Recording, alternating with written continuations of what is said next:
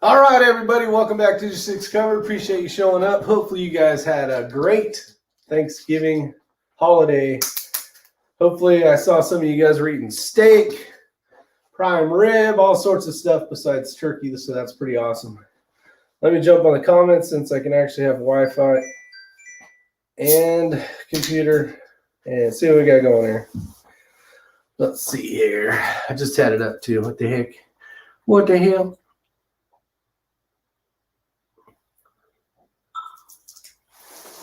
And maybe not. Of course. All right, so I know Carcane was the first one in here. I had a sneak peek here earlier. Let me try to find it on my thing, and then I'll say hi to everybody here real quick. Carcane, no turkey here. New York's there. That's what it was. Strip steak. Got Andy Nelson. Buy some 50s out there. The other Tim Davis, Jerry Parker, Steve Healy, DW Eric, Tim Cook, 45 Auto. Got Papa's Place, Mr. Les himself, Grinding Dust. Thomas Rollins out there. Hopefully he's actually home and not driving. And let's see who else we got there. We got the famous Abigail's out there. Ranger 10mm Commando 97. I think I said Andy Nelson. Alaska 1 Andy. Is your six coverage out there? Crazy ass. 45. We got Carl. Carl's new. Welcome, Carl, to the show. We're just going to have a little bit of fun. BS, see where the topics send us. And that's kind of how we roll around here. Jason Hunt's out there. What the hell, he says. And did I miss anybody? We got Joe Dowdy. He saws out there. Bad Billy 429. Robert Warren. I think I got everybody. Mike D. Daniel got as my judge. And I think we got everybody. I'm going to switch over. We got Red October out there. The Red October. Let me find this damn thing. And then we'll have some fun. We'll see what you guys got. But I need to find my own video. So here we go. We'll see what you guys got. Whoa. DW, what are you doing, my friend? I appreciate that. Definitely not needed. I got 3 teas tonight, so we'll see how long this chat lasts. I always got backups, of course. We got the famous Stump Greenwood out there in South Carolina. Been a long time, my friend. We got Jacob. Jacob's out there as well. Hope I didn't miss anybody. So the topics of the night, Doug B, no nap, but at the range. See, Doug B is shooting. That would have been a good day to go shooting. The weather here in North Carolina was amazing. It was a lot of fun. Not a lot of fun, but it was I needed a nap, let me tell you, after all that turkey and mashed potatoes and all the good stuff, trimmings. I could have used a nap, but I decided to power through and see what everybody else is doing here. So we got let's see. Hesaw picked up a Rough Rider, $99 with price match and $500 off using Academy Awards. So how many of you guys got the hookup on? I know Bad Billy 429, he's quite the shopper. What are some of the going to be some of the super sales coming up for reloading supplies, for gun parts, all that kind of stuff? You guys got any answers to that? Put them in the comments section or email me. I'd appreciate it. There's a few things I'm looking at getting. Jer Bear Tacticals out there, how you doing? You need a plush leather couch with a bench. One day I might have a couple couches here. You got to remember, we're still under construction. I was too lazy last night to put those away, so those are still up until we get this thing turned into a vault. For safety reasons, of course. I need primers. Anyone have the down low? Joe Dowdy, that is a tough thing to find right now, is primers. A lot of people are finding projectiles, some powders out there. But man, those primers are like finding the I don't know, the last pair of something. Slim Pickens, he says. Well, tell me how the internet's doing, the speed, all that kind of stuff. Hopefully you guys aren't getting lagged. We still are on Wi-Fi. Kreideman's supposed to come over tomorrow, hopefully, and we'll start running everything hardwired, so it should be even a little bit faster, a little bit quicker, like a ninja, like Daniel got as my judge. I'm picking up 3,000 primers in the morning. All right, so Daniel's he's got to share those 3,000 primers with 47 people, so that's pretty awesome. Appreciate that, Daniel. Thanks for giving us the heads up on that one. Board just bought some ammo. He might know. You and half America. Yeah, for sure. It is tough finding components right now. Let's see. We got Ranger 10mm looking for 6.5 PRC reloading components. Anybody out there, if you can help them out, let them know for sure. Did I hear you're putting a casting couch in the studio? Yeah, I got a fake green room over there. We got a special guest maybe later, might show up, might not. I saw a guy trying to sell 1,500 large rifle primers for $1,000. Holy crap. Man. Better than gold, gentlemen and ladies. It's like if you could have bought a bunch, it's probably worth more than gold right now. I like finding that last virgin of Mexico, Jerry Parker says. Yeah, I don't know how that is, but I would assume it's tough. Check the local delivery dates at your usual sources. Get there early if possible. I had heard that Walmart, at least in the local area, was taking down their rifles and stuff due to the whole politics kind of deal. But when I went there the other day, there was actually a couple rifles up there. So I didn't know if that was BS or not, but maybe. Somebody's going to cut his finger off here in a minute. Let's see. Dun, dun, dun, dun. The rest of us are degenerates. Yeah. That's what's tough, especially if you don't need something right now. Say you find bullets at a pretty darn good, decent price, and you don't really need bullets because you already got bullets. You might want to pick them up anyways. Maybe use them to barter with your buddies. Say, I'll give you some bullets since he can't find any or whatever. I'll give you, and then he'll give you some primers. I don't know, but if there's something available, pick it up for sure. Are you kidding? 1,000 for 1,500. I pay $31.36 for each 1,000. Yeah, $31 to $36 is pretty normal. Back in the day, it used to be a little bit better than that for sure, but that's a big going rate right about now. So at least Daniel got as my judge is not getting he's not getting bamboozled wherever he's getting them from. So my Walmart has absolutely no ammo. I was lucky the other day. It was like 2 weeks ago or a week ago. They had a 500 round 22. I think it was some crap. Oh, it was Blazer 22 long rifle ammo. For like $26 or something. I picked it up just because everybody likes 22s. Just got on the wall looking good, Rick. Thanks, Andy Amore. It's getting there. It's I still got some work to do to it. Still got to drywall paint and sand and all that other stuff. But it's moving along. We put it up yesterday, me and Matt P. And it turned out well. For never putting one of those up before, there was a little learning curve, but we figured it out. And now I just got to put all the rifles and stuff on it. Headed out to hunt down ammo starting at 4 a.m. Yeah, Bad Billy's like the last person that needs ammo. See, one of my Walmarts says even out of shotgun shells, nothing but empty shells. That's how it was at the one right here, about 20 minutes away. There was just a lonely little box of 22 long rifle just sitting there. And I said, you know what? That's going to look good at my house. Damn, that wall looks cool. I appreciate it, Red. It's coming along. It's a little bare right now. I don't think I have enough rifles to even come close to filling it, but one day maybe I might. Mine might have shotgun. What else we got? Let's see. All right, so what do you want the topic to be tonight? Let's have some fun.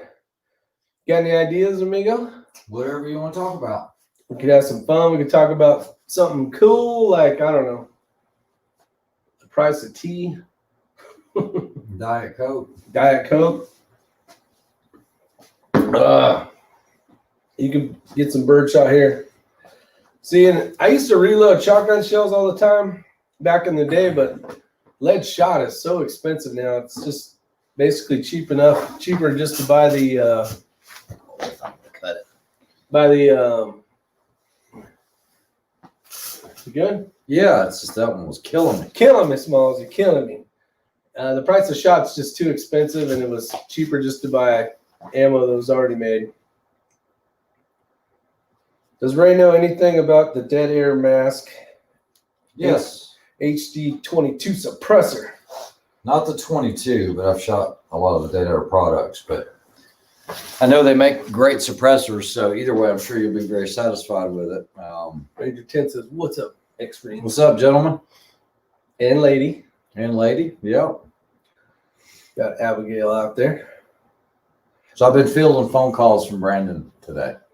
Yeah, so Brandon, if you guys saw X-Ring's chat the other night, we did some positional shooting with the 6.5 Creedmoor. And what were you shooting? 223 AI? I was shooting 6 Creedmoor and Oh, the that's 223 AI. But Brandon is in this full tilt. He's trying to get everything today and tomorrow, get it all ordered. So he's just been checking. So I don't know how many of you guys are interested in the PRS style stuff. But basically, it was a good topic because he doesn't know what to buy, but he's got money allocated that he wants to go ahead and spend and do it right. And so if you were to go to a PRS match, PRS, we're not talking about a ruck style match, what would be your must-haves? Must-have, got to go on the truck with you. You need a bipod. Okay, he's got that. You need some type of bag. So you need like a What would your bag be? A medium. If we were shooting a match tomorrow and I said, Rick, we got to get stuff together. Yeah, medium. Okay, so yep, that was one of the recommendations, like an Armageddon gear, Schmedium game changer. And if you could have something else, what would it be? As far as bags go, You need a rear bag for sure. well, the Schmedium can do that. You can. Pump pillow. Okay, I recommended that. So Armageddon gear makes one, and so does Coltac. So his decision right now is which one to go with. The Armageddon gear is actually a little larger than the Coltac, so I recommended going with the Armageddon gear. I think bigger is better. I do too. For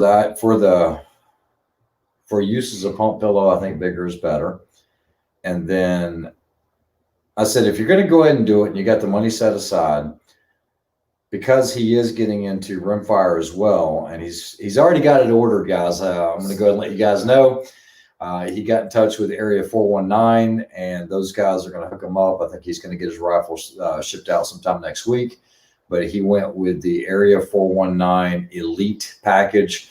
Guys, they really are a turnkey place if you're looking, to get into precision rimfire, precision PRS shooting. Or PRS style shooting. I mean, they have pretty much everything, but he went with the CZ 457 with a fluted barrel, and I think the Hellfire comp. It has the MPA chassis on it, which is the Masterpiece Arms chassis.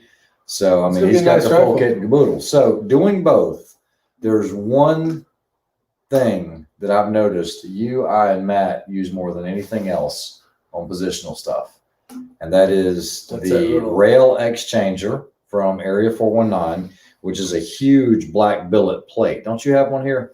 I do. Where would I find that? I'll grab it. Trying to talk you through this. So you have an Area 419 rail exchanger, which is a big plate, and it attaches directly to. When you look online, this thing looks tiny. But it is huge, guys. I'm going to hold it to my face here. That's actually touching my hat. So you can see how large it is. And this big lever here, what it does, it actuates a mechanism to attach different bags to this. And so once you pull this over, it locks it in. And so this is the mag well cut out on the bottom here. And what it allows you to do is get that rifle balanced perfectly. And we're using this with the Coltac D bag, which seems to be the one we use more than anything else. Now that it's got sand out of it. And it ships with sand. I'm not a huge fan of that. The zipper pouch really lets sand get out of it and all over your gear. It's got a kind of a bad design when it comes to that. Yeah, so we took it out and we put some rice in it for the last match. We just needed something to fill it. I actually like the rice. And the rice actually, yeah, it has good compaction. Oh, the screw is loose. Yeah. It's about to come out. So That one and the center one. So Brandon looked at this and he noticed that Rick had this thumb stud. Okay. So Rick got the thumb stud. I didn't get one, but basically if I were shooting the rifle, this gives you a place to place your hand. To push it in the bag. To push it in. So you guys can kind of see this on camera. Don't forget the Advil and Bengay. Yeah, I'm good on that. But this is a really good piece of equipment here. So I said, if you have that, I think you're ready to shoot a match. The only other thing was you run the one by Kenny over at Eagle Eye Shooting, and it is the two-shot holder, basically. I run the one by Short Action Precision. There's another company called Haptic that makes one. And if it's a stage where you have a malfunction, let's say you end up having to stroke a round out and now you're down one round on a 10-round stage, rather than reaching down and doing a mag change, it gives you the ability just to grab one round, throw it in the ejection port, close it, send it. So I did recommend that. So Short Action Precision makes a really cheap one that just Velcros onto the side with elastic. Which is kind of cool because you can, well, I guess you could take that one off and put it on another rifle. So yeah. But I think other than that, you're ready to go. You know, work on your positional shooting. That's something you can do at the house. Rimfire is the exact same equipment. Everything's set up the same way. He already had the Kestrel, but I think that's actually he's got the BDX 3000s. And he got the BDX 3000, which it won't matter on the PRS. Really. Yeah, PRS, that's not going to matter. It'll be good to see everybody's win where the bullets are dropping. Correct. That or a spotting scope, one of the two. But I think for PRS, I don't know. I still think the spotting scope might have a slight advantage over the binos. But in a ruck style match, the binos have a huge advantage over the spotting scope. Yeah, because you can distance everything. Yeah. Thanks, Silver Fox. What's up, Silver Fox? Silver Fox is out there. Must have took a little nappy nap. Finally woke up. Yeah. Ladies and gentlemen, please hit the like button for Is Your Six Covered channel. Rick appreciates it. Thank you very much, TB. Data card holder, Ray. Question mark. Saves time. Yeah, no, you definitely need a data card holder. I actually gave Brandon one from Blam Industries, I believe it is. He does one that's 3D printed. I think Brandon wanted to go ahead and get the Hawk Hill, but he knows mine's coming out in the next month. Yeah. And so he was kind of holding out for that. So I don't know. I mean, we'll see. I told him, I was like, I don't want to hold you up, but if he's not going to shoot his first PRS match in, let's say, 2 months, then he can just That'll wait. be good, yeah. Yeah. Yeah, I'm looking forward to that as well. It's Yeah. going to be pretty nice. Yeah, you have to have a data card holder, in my opinion. You could get away with a little coach's band, but I think the data card holder is going to be better. Other than that, just get out there and shoot. I know it's tough to shoot right now with ammunition and whatnot, but, Well, that's why I like the 22 long rifle. You practice positional shooting. Still costs money, but it's a lot cheaper than shooting 6 Creedmoor or something. Correct. And you don't got to reload. You don't got to do all that side of it. But then when you go, especially if your gun's kind of set up like your rifle is, or your other rifle, then you I call it good training. Yeah, and when we went out to the range the other day, I was talking to Matt, and Matt was wondering if he made the right decision by going with 6 Creedmoor and 223 Ackley Improved like I did, because he wants to get into rimfire as well.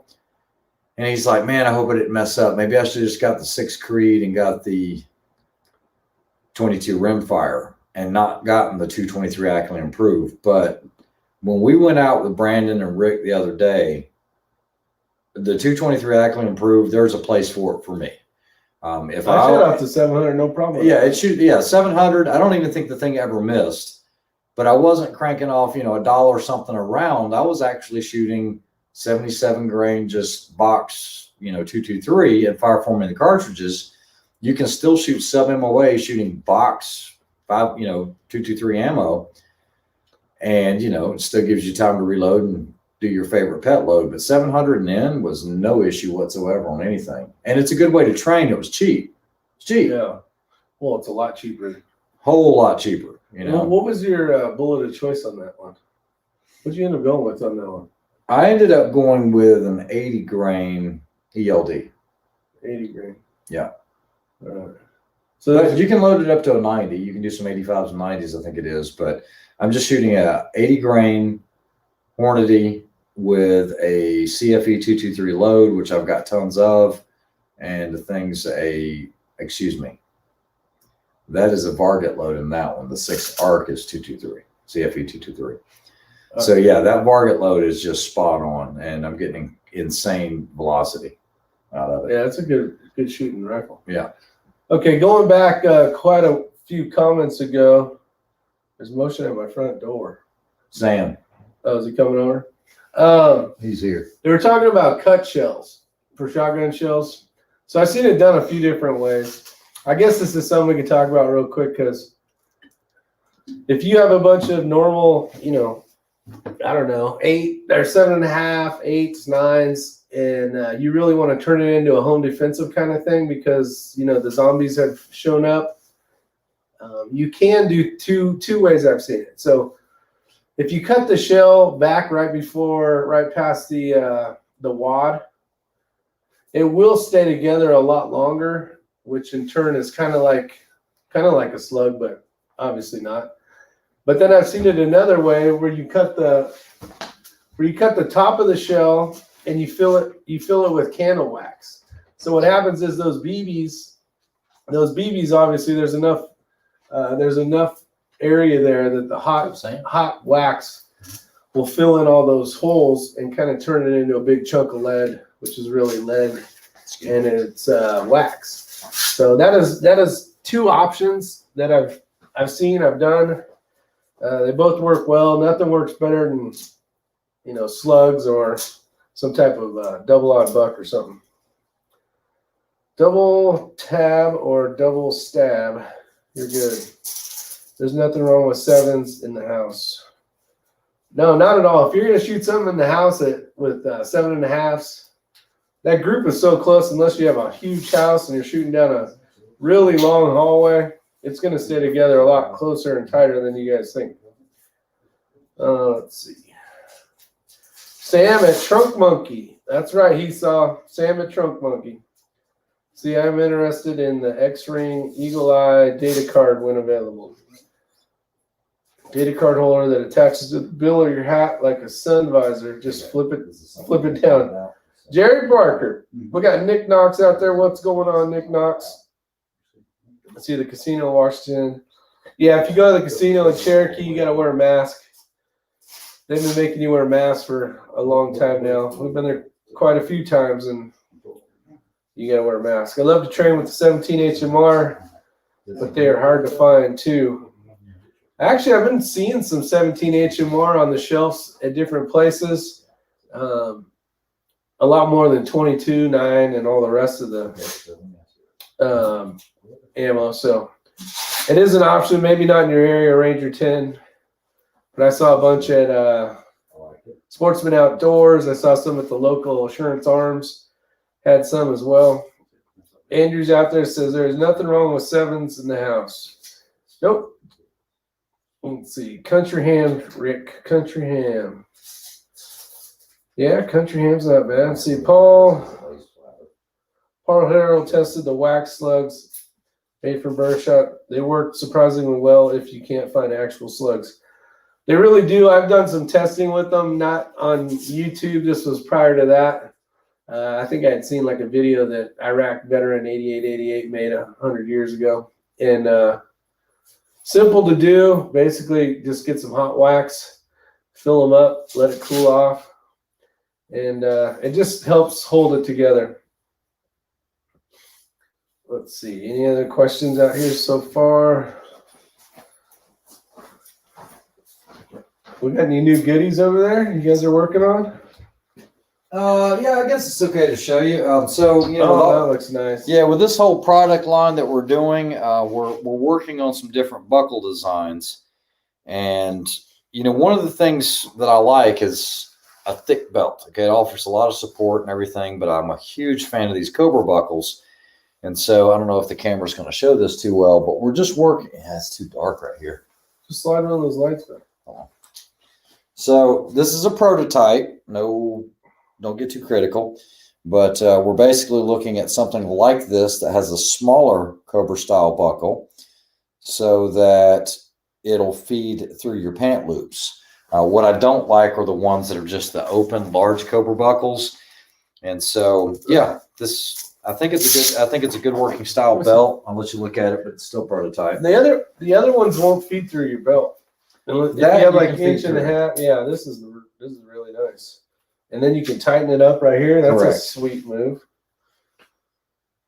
Yeah, it's prototype stitching, but that's what we're looking for as far as a belt. Is this doing something around here? No. It's just going to be. It's going to be an overlap. Okay, gotcha. Damn, Sam, it's looking good, buddy. I like it. Yeah, we're hoping to be able to get everything released and launched, and Oh, it does that. have quite a few products on there. I appreciate it, guys. Thank you for that. Yeah, I don't think it'll fit you. I don't think it will either. No, that's Sam's size. Good Lord! This won't even fit Sam. No, Sam just had it on. Oh, yeah. What's that? Some of that, you have to take the buckle off to get through the lid. You do not. Yeah, it's the same size. It's the same size as the actual material, so you don't have to worry about it not fitting. That's a huge plus right there. Yeah, because that's one of the things I hate is having to take the buckle off. So, yeah, we're working on this. Once again, it'll be 100% made in the USA here locally. All USA mil spec parts, even the Velcro, and we will be using genuine Cobra buckles. Yeah, I like it. I like it a lot. Yeah, it is very similar to the one made by Blue Alpha Gear. There's another company called Click Belts, but it is hard to find some of the ones with the smaller 1-inch buckles. It's very hard to find them, but if we just do our own and price it right, I think it's a good option to have. Very versatile. Talking Rock, there's 3 guys in here, and only one's wearing a jacket. It's cold in here. Poor little guy. I'm sorry. That's not nice, Mr. Rick. That's all right. It's all right. We're going to get a mini split soon enough. Maybe tomorrow, actually. Since he didn't do it the day before Thanksgiving. The belt. Let's see. I believe Blue Alpha Gear makes a belt with a smaller Cobra. Yep. How about getting a heater for Ray? He looks cold. Carcade says, beat me to it. Yeah. Yeah, Ray likes living on the sun. He's a little lizard. He gets out in the sun and just like, you can find Ray pretty easy. Just go find the sunniest Find the spot. sunniest spot, and I'll be there. He does little push-ups too while he's sitting there. He's Yeah, like a little like gecko. a little gecko lizard. I bet Ray's the only skinny guy in the house. Actually, Daniel, that's not true. What, you have this? This is the only other skinny guy in the house, right here. Actually, we are the same weight. Rick and I are about 3 pounds difference. I think it was about 3 pounds or so, but we just carry our weight differently. Mine's in muscle, Mine's, well, yeah, you're all muscle, right? except right here. All right, what's another good topic we can talk about? Shooting topics, something. Shooting topics. Yeah. Shooting topics. We'll get. Yeah, I was macking today. I was wanting to shoot. I actually did shoot a little bit. I shot. It was a phone call. I knew you were tied up with family stuff. Ain't nobody got time for that. Kick belt, Austria Alpine Cobra. I appreciate that, Andrew. We will look into that. What do you say? I'll keep that one private. Oh, gotcha. The what do you guys want to talk about? We'll see if you guys can steer us in a good direction. If not, we'll have to steer it around in another one. Anybody looking for? Primers? Yeah, everybody's looking for primers. I'm looking for a turret press. I was actually looking at the T3 by Redding. Mm-hmm. T7. Yep. Looks like a good turret press. If I don't end up with the other one. When are you guys going to shoot big bore gums? Gums, Daniel said. Big bore guns. I enjoy the ones we shoot. Ain't nobody got time. When you for talking the about big big stuff. bore, are you talking about like 50s and 338s? I think we had this conversation on a couple chats back. I sold all of mine. I've done enough of that with the 300 Winnies. I sold all of those. The 338s, the 50 BMG. I can pretty much, for around here, I can do everything I need to do with the 6.5 and 6 Creed. We can shoot them out to a mile without any issues. And I'm not a hunter. I don't need to take down anything large, like super large. And no more big. I mean, you know what we do need to do again? We What's need that? to do some black powder stuff again. That was fun. we only have one. So who cares? I got a good question here. What do you guys think of the SIG BDX scopes or the Illuminator 3 scope for competitions, I guess? I'm not familiar with either one of those. I will say that the SIG BDX 3000 spotting scopes are insane and awesome. I love those. But you got any info on those ones? No, I don't. You guys know that I'm not a huge fan of SIG products when it comes to optics. However, they did knock it out of the park with the 3000 BDX. So maybe Got a new question. that transitioned to the perfect case in point here. Have you guys seen the review that Nut and Fancy did on his channel about the new SIG Cross? If you haven't, the beginning is very, very boring. I don't watch him, but it came up on my feed and I went over because I was actually looking at getting one of the SIG Crosses. And because of his video, SIG did a massive recall of all SIG Crosses. It was a perfect documentation. Basically, they were out there shooting. He was actually filming somebody shooting it, and he fires, and nothing happens on the trigger. When he releases off the trigger, the gun fires. So they cycled it again. He was like, and he pulls, and he's like, man, I got like 10 pounds on the trigger. He releases the trigger, it doesn't fire. When he goes to clear, as soon as he hits the bolt, the gun fires. Oh, so shit. he does it again. Oh, this is all up close, real time. I mean, it was really something to see. But once again, it's that, and I hate to badmouth SIG. They do make good products, but the beta testing and all of that seems to go into the 320s. And, you know, this SIG now, and you know, I was really disappointed in the MPX. I bought into that thinking I could get barrels and whatnot to go from 300 blackout to 5.56, and you know, I buy one in 5.56, can't find a 300 blackout barrel for 1 year, end up selling the rifle. So little things like that irk me. If you're gonna make a product, you need to back it up. But yeah, that SIG Cross, like I said, there's a huge recall, but it did it twice. Pulled the trigger, released, nothing happened. As soon as he touched the bolt, boom, it goes off. And he was like, think about it. Somebody was hunting, really bad. You know, they go to take a shot, it doesn't fire, whatever, and okay, the animal's gone. They take it and they put it on their lap or something, and now you got the muzzle in an unsafe direction, or whatever the case is, and you know, you touch the bolt and it goes off. So yeah, there's a huge, massive recall on those, and I know there's some other stuff about the SIG Cross saying that idea might have been stolen from Q and his rifle. I did have a chance to play around with the Q rifle at SHOT Show year before last. I canceled this year, but anyway. Drew Bradley's got a question that says dry lube graphite versus oil in the trigger group. Good question. I've never used dry lube in the trigger group. I always use grease, preferably on a trigger group, and that is on my ARs and all. I've got some aviation grease, and what I'll do is I'll just put a little dab on the sear contact points, and that's pretty much it. I do know that grease will attract and hold, you know, sand and dust, but I haven't had an issue with it. You know, just have to clean it out. Moon dust. Yeah, and I'll usually use like brake parts cleaner, spray it all out, just completely degrease it, and then re-grease it again. If I don't have access to it, then I'll use oil, but I've never used any dry lube. All right, so Big D's out there. He says recommended a chassis / stock for a Tika T3X and a T1X. MTG, KRG, etc. Black Friday has some sales. The one that Brandon had, The KRG. I did not like. I didn't like, and I didn't play around with it much, but the grip was too fat. I didn't like the plasticness. But it has its place. The price point's right. It's $300 and some dollars. Yeah, but I'm just saying the Yeah. things I don't like about it. Yeah. But we've shot the KRG chassis before. We have in On the the Ruger Ruger, Yeah. that one I think was in what, green. For the price point, it does offer a lot of features. You can buy an Arca Swiss for it. It does have a palm swell. It does have an adjustable length to pull and cheek riser.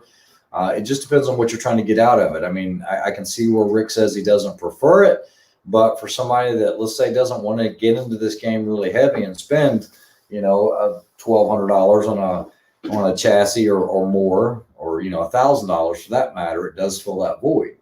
Well, the thing that holds it back is no option of changing grip. It's kind of like a Manor stock. Like it is. Yeah, it is what it is. Yeah. Yeah, you're not going to change it.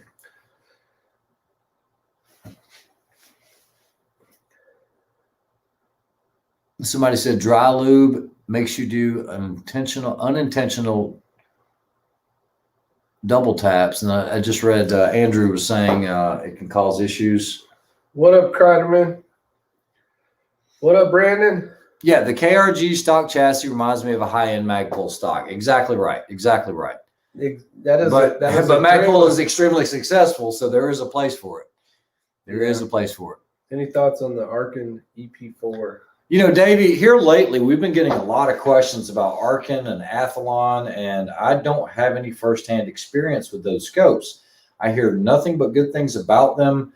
And some people want us, to review the track torques, the torque, and I don't know. I mean, if I haven't shot one, I really can't. I've got some friends that have the Athlons and Arkins, but yeah, me shooting 1 or 2 rounds doesn't tell me it tracks that. Or anything like that. The glass was decently clear, good glass, but I don't know about the scope, but I do hear a lot of things about it. Here's a question for you. Andy says right here. I don't want to read it out see it. loud.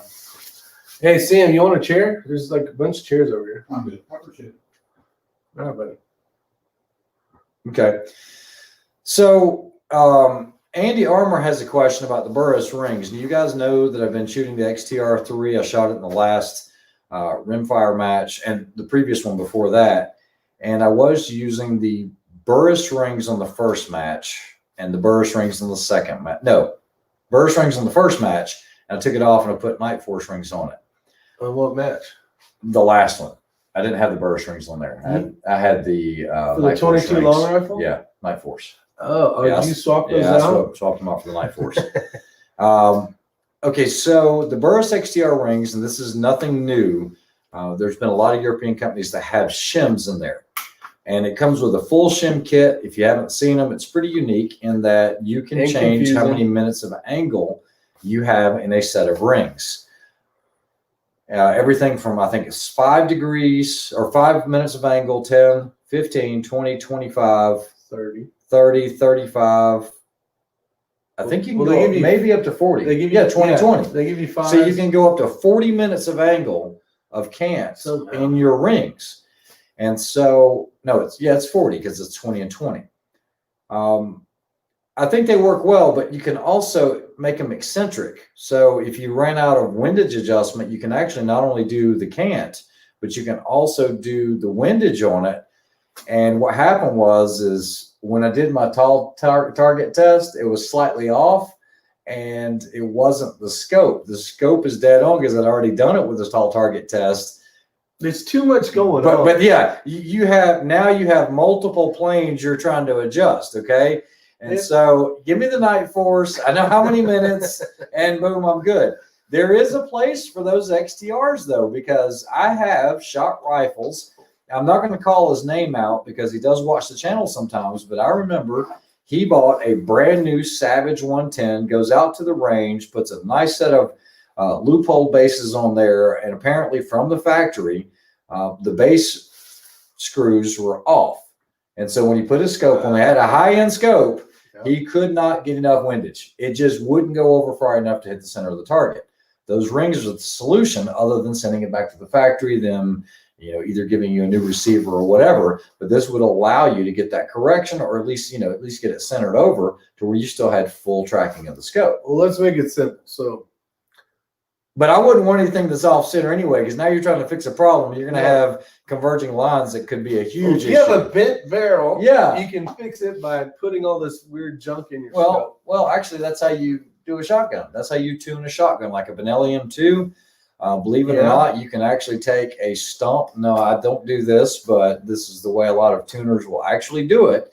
Without a press, they'll actually just ting them on a tree stump, and you can get your slug correction where it's dead on. Now, we're not trying to beat this thing to death and denting the barrel, but yeah, that's actually a known way of tuning those things.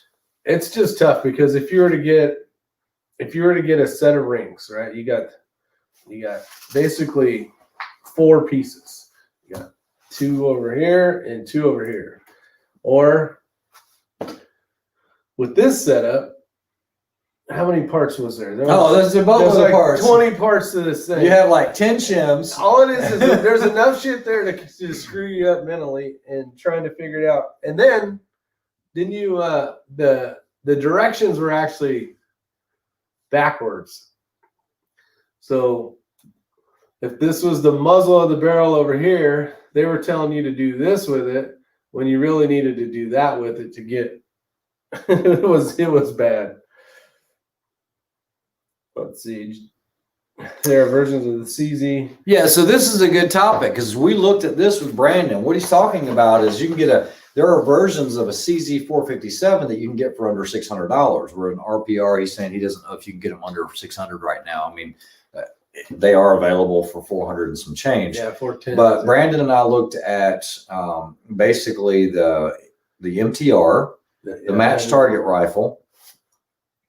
It's going to have a wood stock. Pull that off. Put a KRG chassis on it. He's less than $1,000. He's ready to go.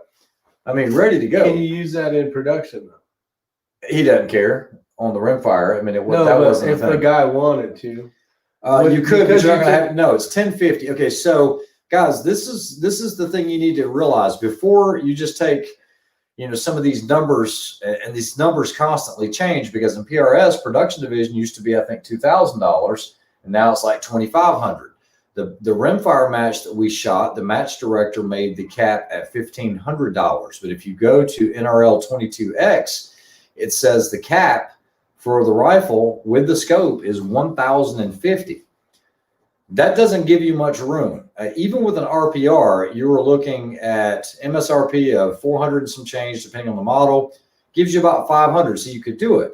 But there's something you need to realize, and I'm just going to say it the way it is. If you read NRL 22's rules on production, it states on there, this is a way to get people that are interested in doing competition to participate. This is not a classification for a veteran shooter or someone to stay in here for a long time. It is basically, it's not for a gamer. It's not for that guy that wants to just get up there and there's 6 people shooting in the match in that division.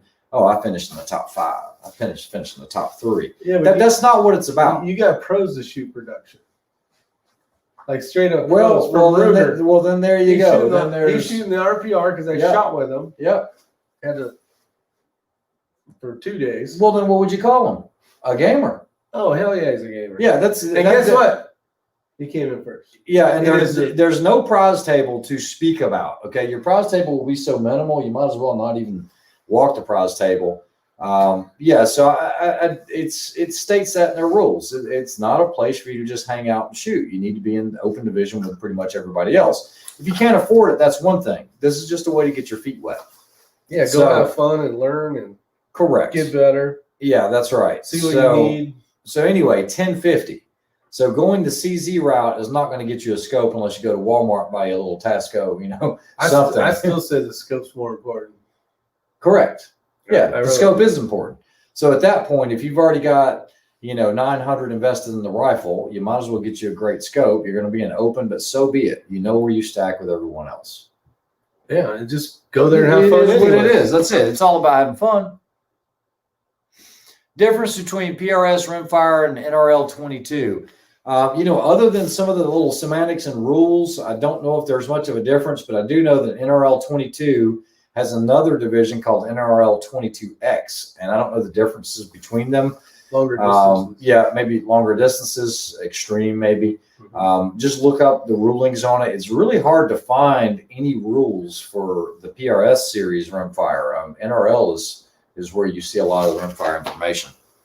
Yeah. It was made and shipped to you. I'm just trying to read the comments here. He predicted that the video would go viral. Nick Knox says, "Yeah, It probably." did 80-something thousand views.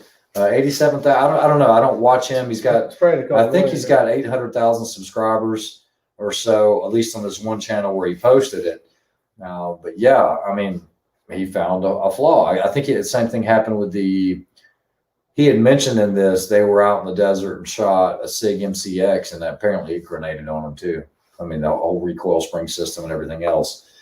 So yeah, my first venture back into SIG was pretty much with this 3000 BDX, and They hit it they did do a great job with that. I have no complaints, but some of their integrations with their scopes, I do know a friend of mine bought one of the Tango scopes, and the parallax knob literally fell off first day at the range. And then I have another gentleman, quality control. Sergio, we went out to Clinton House, and there was not enough elevation travel for his rifle to hit the target at 300.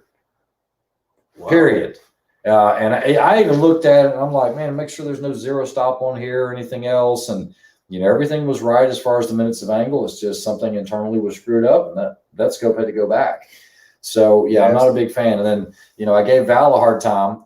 Look, I know he's already made it up for by then with his last set of videos, but because he tested, did you watch his test on the durability testing where he dropped it? Yeah, that was actually good, but he ended up getting one for one of his pistols, and it broke with, I was like, I can't believe he did that. You're going to hate it. And sure enough, within a month, it broke. I remember that. And he didn't have a dot for 3 months. 3 months. Yeah. Talking about red dots, what red dot would you recommend for the Glock 34 Gen 5 MOS for carry optics class? Leaning towards the Leupold DPP. Okay, so I've shot the Leupold. I actually just purchased one. I need to do a review on it.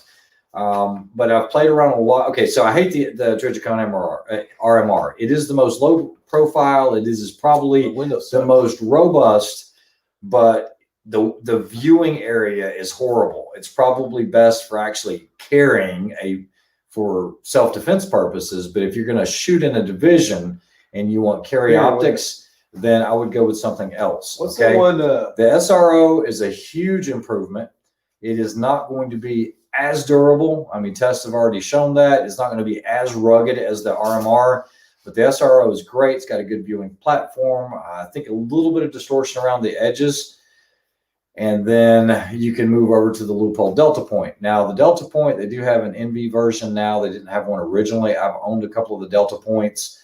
I ended up getting one of the new ones, Flat Dark Earth. It's got a great viewing window. It has a dovetail in the rear, which I got the backup irons for it. That one's on the SIG. And I put it on the SIG 320. Yep. And because on the SIG, unlike the Glock, when you take the RMR plate off on the SIG, you lose the rear sight. So this was perfect to do that, because now I just slid in the dovetail for that. I have no complaints about the Leupold. It is, in my opinion, not going to be as rugged as the RMR from the testing that I know that's been done with them, but it is a great choice. Other than that, I've played around with a bunch of other RMR style sights, whether it was the Vortexes or the Holosuns. What's the mailbox one? That's a really small viewing window, and I got it for a different purpose. That's the Aimpoint Acro, and the Acro is a sealed unit. We call it the mailbox. Yeah. Tiny viewing window, but what it makes up for is what it can do at night under total darkness with nods, as well as it not having an exposed emitter. I've never tried the Vortex, that UH1, but very similar concept. So to answer your question, I think you'll be fine with an SRO or a Delta Point. I think they're both great options for a Glock 34. You know what the one Rob uses a lot on all his SRO. Is that okay? He was using an SRO for a while anyway. Yeah, it had a bigger screen. Yeah, the circular. Yeah. I remember when those were released at Actually, SHOT Show. I just got one of those. Yeah, I've shot those quite a bit, and they're nice. Casio watch for now, and then bought 10 of them. and don't even wear a watch. You know what? He does some good reviews. It's got to be something. I've been subscribed to him for a long time. I haven't watched a video in probably a couple years, but if you want detailed information and you've got an hour to burn, that's definitely the channel to go. Yeah, Thomas Rowland is talking about the Bergara B14 with an NDT Oryx at about 900. I think that was the exact same rifle That's a good, that Bill was shooting at the match. One of our viewers. yeah. Yeah.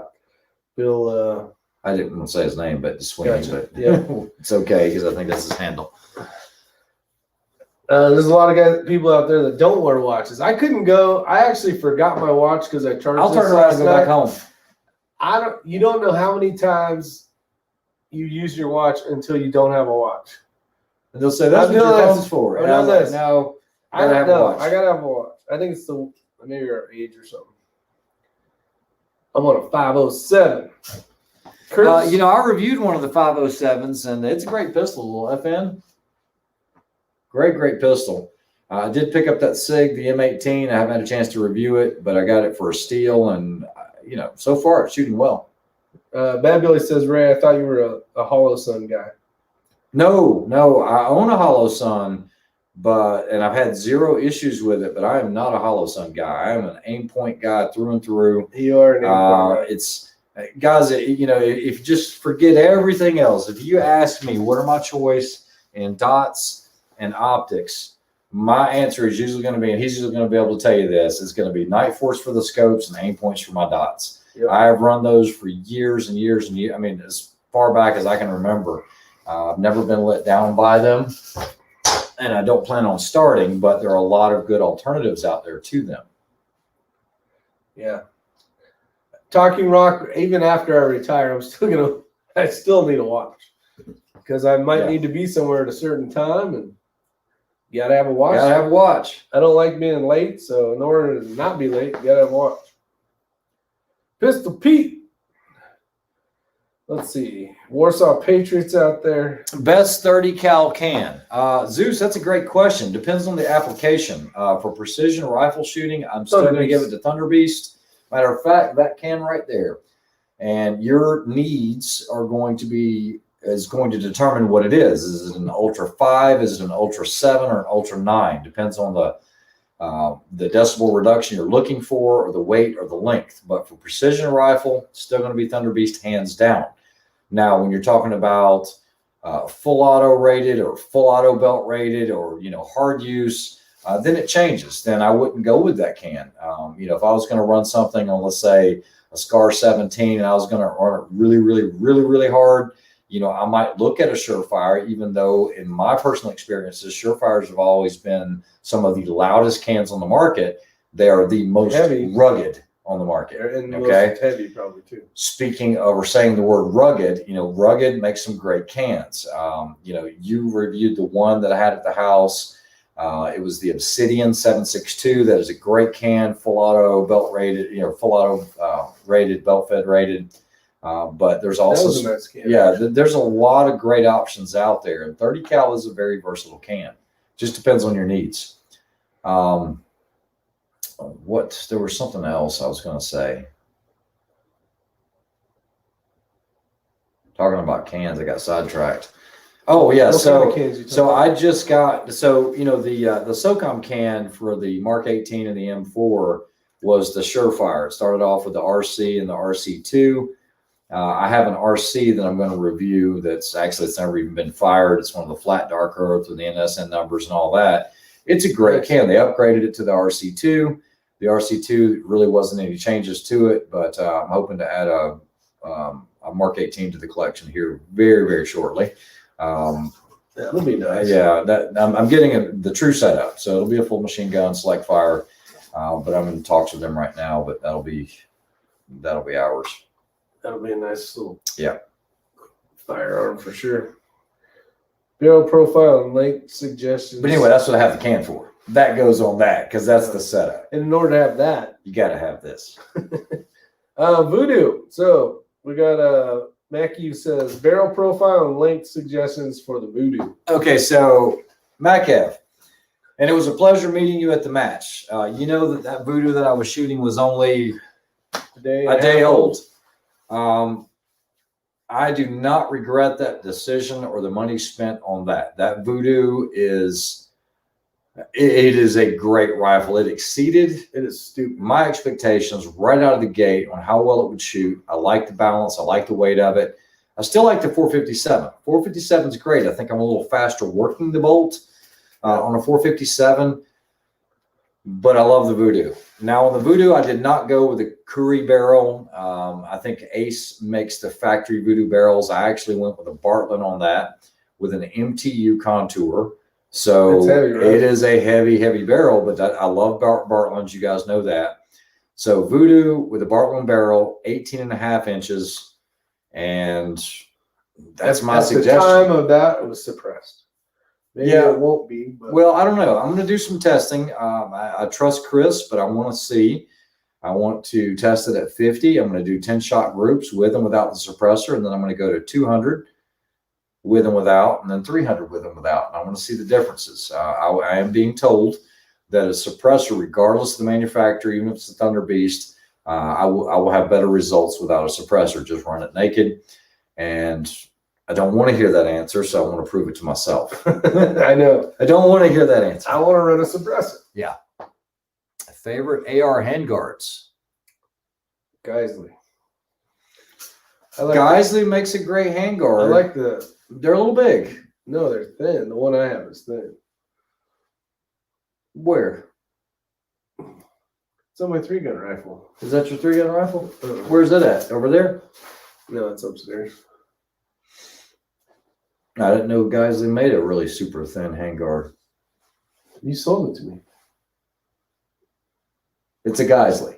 I believe so. No, I think that is a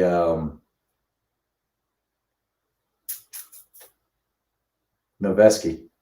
That's a Noveski handguard. It might be a Noveski. Yeah, no, it's a Noveski. I like and I think this. Noveski makes a handguard that is a really nice profile. It's slim. Yeah, Geisley, bomb-proof. They really are, but they're rather large. No, I sold you a Noveski. It's not a Geisley. BCM makes a good handguard as well. I like some of their designs. Their little clamp system's a little odd, but it works. Nothing wrong with that. And, you know, Veltor, I don't know who's making their handguard, when you can ever find Veltor handguards or Veltor products, but I'm sure somebody else is probably they might be making their own. But Brandon wants to know fluting or no fluting. no fluting. No fluting. 22 long rifle. So, this is the thing, Brandon. You can go fluting or non-fluting. It's not going to matter for rimfire. But Is let's it go ahead and Brandon? let's Is it dispel. Brandon? Let's go ahead and dispel this myth. Is that who it is? Yeah, well, I would assume so. Fluted barrels. Okay, so back in the day, That was cool. we didn't have fluted barrels. They were just regular, just straight sidewall barrels. Let's pretend you have a 1-inch round barrel. Okay, or just say 1 inch. We're just going to make it easy here. We got this broomstick over here. It's 1 inch diameter, and let's say it's 20 inches long. Okay, now let's just pretend you have scalloped out to flute this barrel. You're removing weight, so it's for weight savings. It is minimal. Okay, minimal.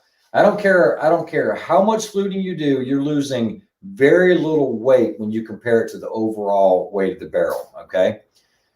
It does. Hold on. It does add. You know what? This is awesome. This is why I like the studio. This is a great studio. Oh shit. Oh heck yeah! Oh, You know what shit. time it You is? guys asked for it. It is whiteboard time. Whiteboard time. Did you say whiteboard time? No, don't even go there. I don't want to be labeled as one of those channels. All right. Don't even be looking. I know what you're thinking already. You making eyeballs? Is that Elmo? Yeah, that's Elmo. All right, so I'll let Rick talk for just a minute while I'm doing this. All right. So Ray's making eyeballs that look like Elmo. Fluting is supposed to add rigidity to the barrel even while Bullcrap. removing mass. Wrong. Not happening. Wrong answer. It does not add rigidity to Sorry, the barrel. Mike. Period. According to Okay. those guys, no. So What brand and model AR? we are talking about this right here being a factory barrel with your bore here. Now, if you look here, this is looking straight on onto a fluted barrel. Now, it doesn't matter if it's spiraled or it's a straight fluting. The argument used to be, well, we're adding more surface area. Okay, so guys, if you think about it, if you measure around the entire circumference here, it is going to be bigger on this. And that is correct because we've got to go into these fluting channels and come all the way in and out, in and out. So you are technically making more surface area for cooling. But it's marginal, okay? I don't even think you're going to see a benefit in the fluting itself. So the argument of number one, it makes it lighter, that's nil. It's a moot point. Cooling, moot point again. You're only going to get, this is where everybody needs to really understand. The fluting does not add strength. It will be the exact same strength as a barrel that had a diameter of the ID from flute to flute.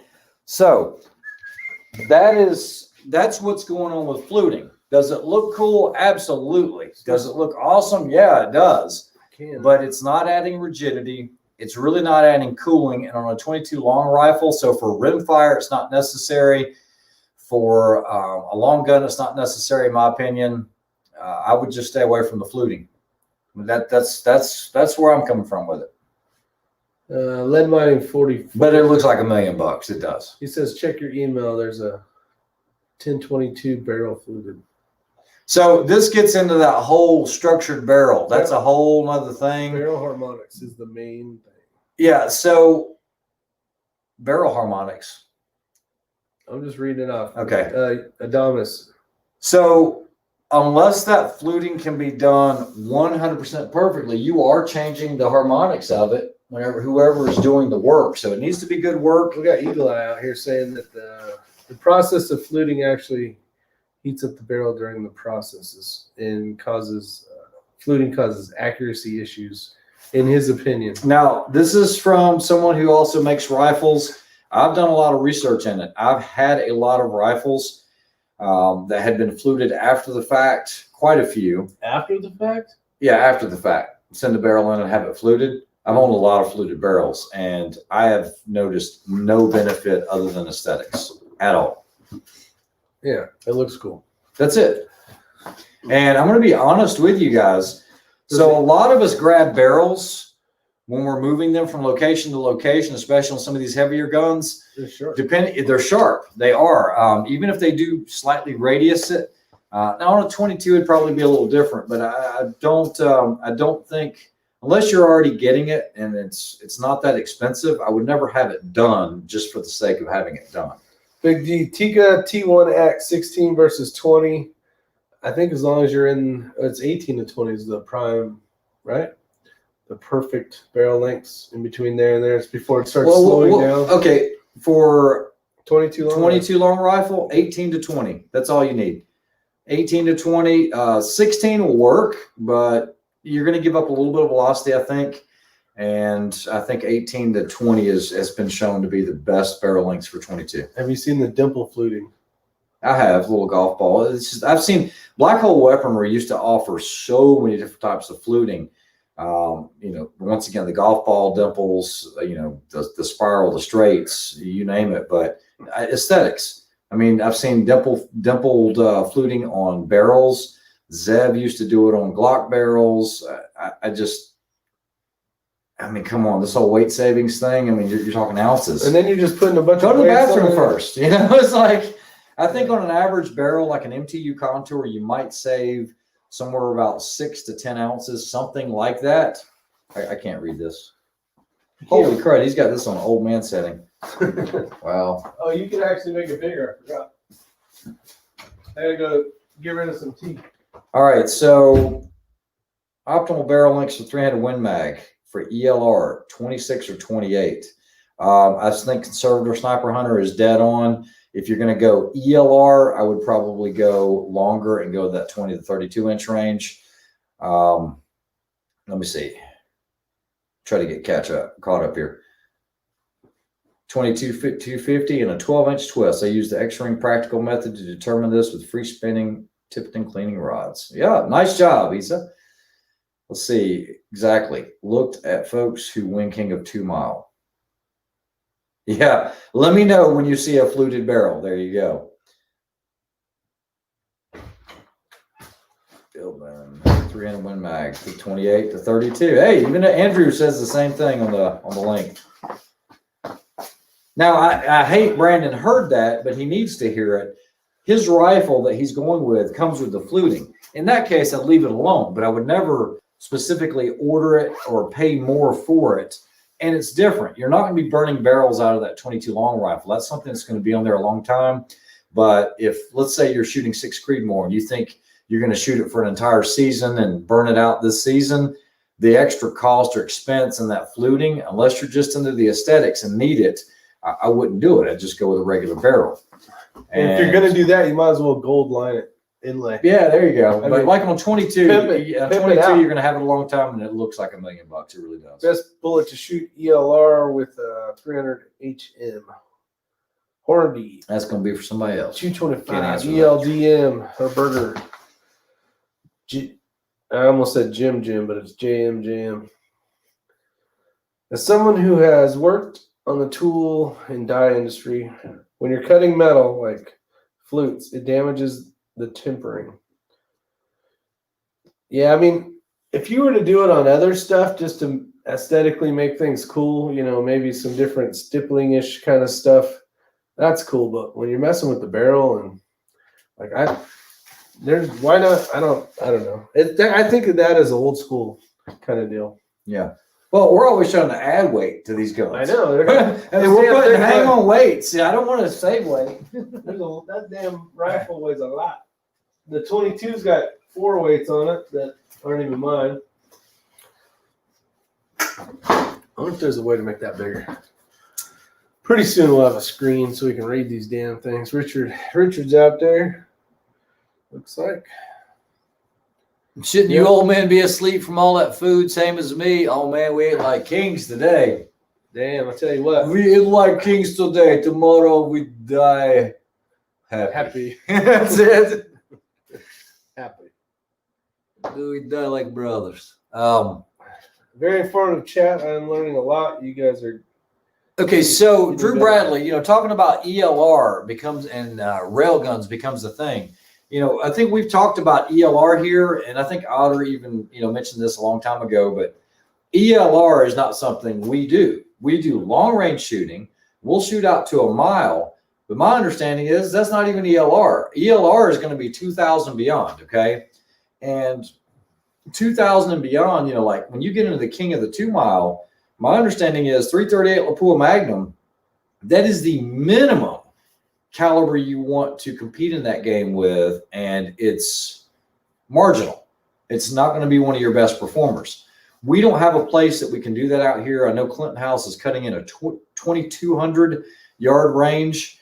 So yeah, then maybe it changes. Maybe I will look at another 338 again, but that wasn't available. We'll still be shooting 5.56. Well, no, I mean, that's not the right tool for the job. I think I got and this. Can you do it with a 6.5 Creedmoor? Yeah, eventually, but you can hit it. Can you hit it with a 6 Creedmoor? Yeah, you could hit that target at 2,200. 45. But it's not going to be the best tool for the job. He says ELR for me is 300 yards. Yeah. When you get into 2,000 yards, I think 300 Winnie, 338, that you need to be up in there if you want really, really consistent hits. And then beyond that, you're going to be getting into everything else. I don't foresee, I'm going to knock on wood on this.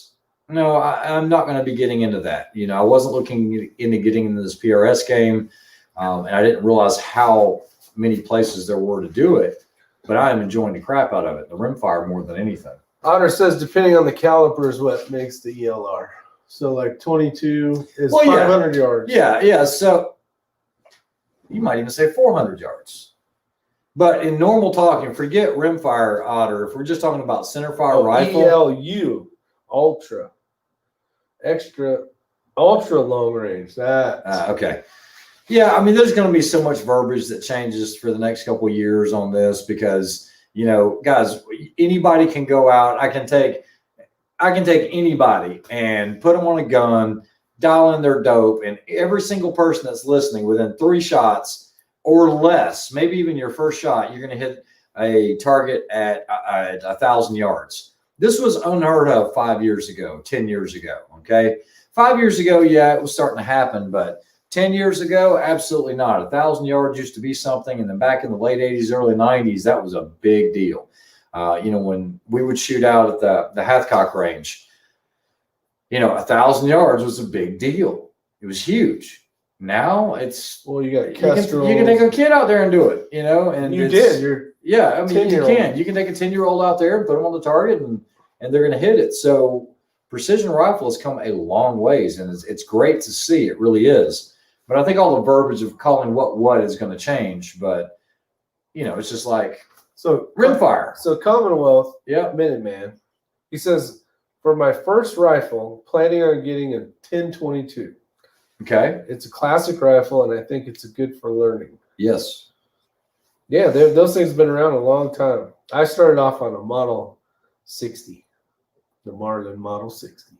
What was your first 22 rifle? A Marlin. Was it? Mhm. Or what? It It was. wasn't that one we shot, was it? No, I actually gave it my very first rifle I ever got. My dad gave it to me, and I actually gave it to his brother, and so he could pass it on to The next kid? the next one. That's not something that I'm going to pass on to Ella. I know my dad gave it to me.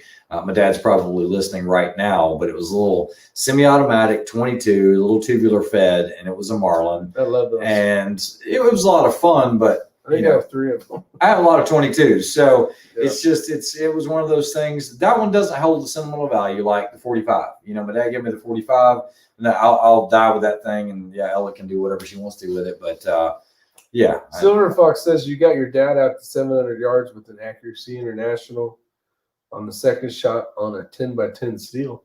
yeah, there you go. So there you go. I did. I still remember that to I this remember that day, and video. yeah, because you were there, and you know he was I able was to hit there. that, and he was like, "Wow!" And you know when you're standing out, and you know we're not talking about a man-sized target, we're talking about a little 10-inch by 10-inch steel. Yeah. But yeah, it's gotten a lot There's a easier. huge difference. There's actually a man steel up there, and it's like when you go to shoot that man steel, it seems so big. Oh, it's like, It's like, yeah. yeah, I mean, you can Ding. go ding, ding, ding. That's a pistol shot. Not for me, it ain't. My first rifle was a Ruger M77, bad bitty. Yes, Rick, you should make it look like Einstein lives in your studio. So you guys are saying the whiteboard. We got a mini whiteboard here. We might put one up somewhere. I think I'm going to put one over here next to the TV. A whiteboard is invaluable. Yes, Rick, you should teaching. make it look like Einstein. I don't understand. Oh, with all the, what was that one movie? No, never mind. You don't do movies. Where Matthew McConaughey was in it. He was a genius. Yeah, that one. He was a Where mathematician, in the school, the Yeah, college. yeah, I mean, the that boards. board was freaking Yeah, we had those. 20 miles high. Yeah, we could actually pull them down and get different ones. Oh, really? Mm-hmm. Well, that's pretty cool. Dun-dun. Somebody, I must have hit a button. I'm way behind here. Andrew had his sounds like his first one was a Remington. What was your Primary. first 22, Sam? Marlin. Marlin what? Yeah, Marlin Marlin was what? the winner. Back in the day, the Marlin was a better rifle than the Ruger 1022. I still, to this day, think that the Marlin Model 60, because of the micro grooving, is more accurate for like the normal stock wood one carbine, because that's all they made back in the day. The Marlin used to smoke the Ruger all day long. I think, personally. I have shot them both back in the day. And can't beat the micro grooves on the old Marlin, I'm telling you. Better chairs are needed there. Camera is a bit lower and focus a bit Yeah, better. my first complaint when I saw this, I was like, we look like we're in the back of the room. We're looking up at the camera. It needs to be level with us and a lot closer. I agree. You know what? I'm not going to touch your stuff. It's your studio. I can't help you right now. How you like them apples? Zeus says. Oh, All right, Dix. I'm gonna we fix it. done ticked them off now. All right, get ready for an earthquake. All right, so he's going to move it. Hopefully we get a couple other questions out there. Maybe if I can answer them, if I know them, I'll answer. But I've been getting a lot of emails from you guys. Maybe not you particular, but I've been getting a lot of emails about when we can do the next class. Much better. Needs to be a little closer, and I think we'll be good to go. Yeah, I'm learning here, everybody. that's a lot better in my opinion. I don't know about you guys. You guys can chime in and tell me what you say. Oh yeah, that's much better. So much better. So yeah, hopefully we can just start doing some classes. You guys know Sam teaches the classes with me as well, and we're hoping we can get them resumed again. The problem is getting the community center because it is owned by the county, and they kind of make the rules on when we can teach and when we cannot. They're in charge. Okay, so JP makes a thermal dissipator you can put under your handguard to suck up the heat. DW, I've been running JPs for probably 10 or better years now. I've owned them with and without the thermal dissipators. Look, heat sinks work. I know they work. Otherwise, you wouldn't see them on so many electronics. But now I don't even put the heat sinks on there. They add a little bit of weight. They're aluminum. I think what's really cool is aesthetically you can color them the same color as, let's say, your trigger or whatever. But yeah, that's something that's been around a long time. And I'll tell you, I was a little disheartened when I looked under the first JP that I ever bought and pulled off the thermal dissipator, and the barrel was tiny. Like, oh, it's tiny. It's tiny. I didn't so you know got that. this big fat barrel with a muzzle brake that's integrated, and then it's like it goes from here to step down and then back up again. I think there's a reason for that. Yeah, for the thermal dissipator to get fit. it, yeah. Well, Exactly. That and to probably get to the meat of the potatoes of the hot harvest from the barrel. Brandon talks a little bit about chassis, but there was also a question. I don't remember who it was, but they were asking the XLR or the MDT. We talked about this a few times in the chat. Well, Brandon needs to hear this because I've given him my opinion. So anyone that has, especially Ramsey Country, if you're out there, Eagle Eye, if you're out there, because you guys are, competitive shooters, you know what you're talking about. Not the others don't, but I know you're competitive shooters. We have Charles Tiffy out here, some of the other ones. Compare an MDT chassis. This would be for rimfire. MDT chassis versus a Masterpiece Arms versus whatever else. His question is, he's trying to decide between the MDT versus a Masterpiece Arms. I thought it came with it. You can choose. Well, you can do either, or he can. And I already know what my selection is. I've shot them both extensively. What would you guys say to that? Because Brandon needs to hear this. I know what I would choose, and it'd be the MDT because that one's an MDT. So you're choosing it based on continuity with your bolt gun. Correct. And that alone. That's not what he needs to hear. I need you to compare the MDT versus the MPA, and which one would you choose if you were starting from scratch? You didn't have that. Hopefully, you guys. Yeah, but when I bought that, forget that one. Forget that one. When I bought that one, Yep. I could have bought whatever I wanted. Boughton. Have you ever shot an MPA chassis in your life? Yes, Whose? Bryson's. Okay. Compare that to an MDT. Pluses, minuses, or do you remember enough about it?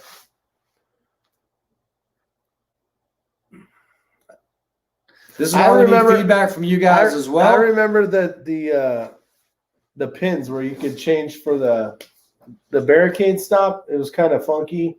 Yeah. It did rotate. Eagle Eye, I know you know all of those chassis. We can't have preference on XLR. We just need to limit this to MDT or MPA. Those are his choices. MDT. Well, let's see what you guys say. I like the MDT. Oryx. I like the MDT Oryx. Okay. Sorry for being a dick. The background is great, but seems the camera does not know your focus. You need to be closer to the back wall. Yeah, it blurred us out. See, our face is blurry. That's probably a good thing. Yeah, please.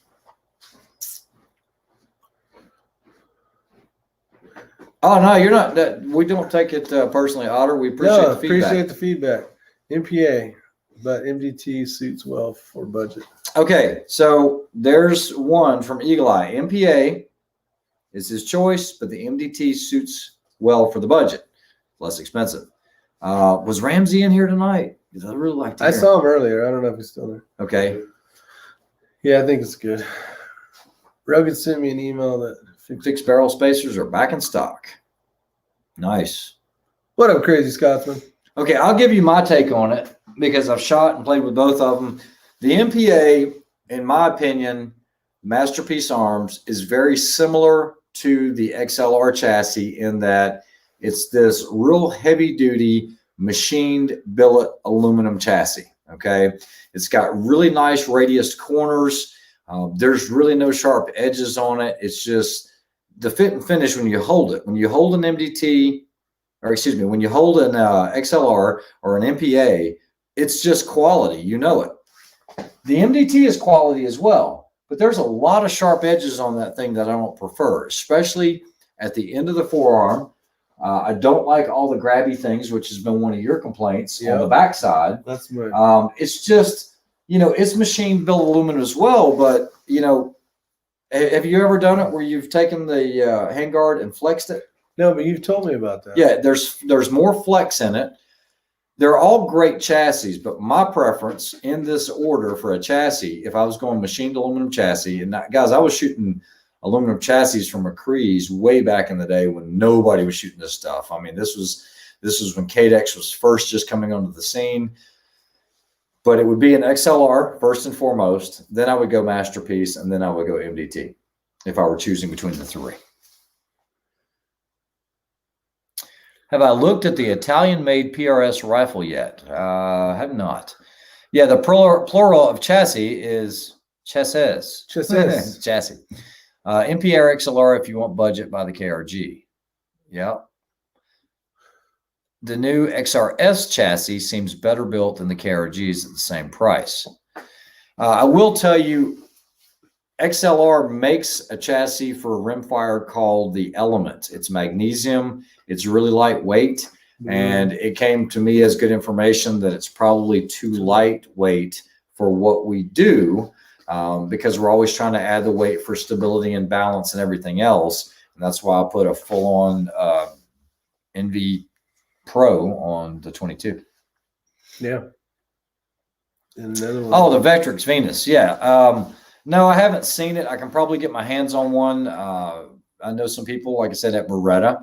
And when we had to tell you the other day that Beretta basically owns all of that stuff now. This actually came up in another conversation yesterday. But so Beretta Holdings, guys, that is a huge conglomerate. And so Beretta Holdings, and I'm not going to remember all of them, but they own Beretta, they own Steiner, they own Stoger, they own Benelli, they own Tika, they own Seiko.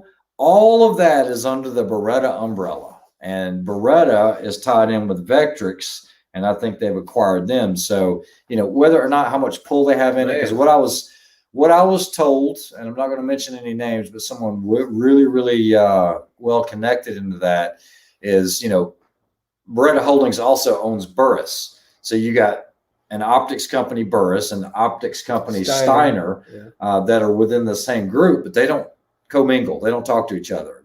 What I was told was the Steiner guys don't talk to the Burris guys. Okay.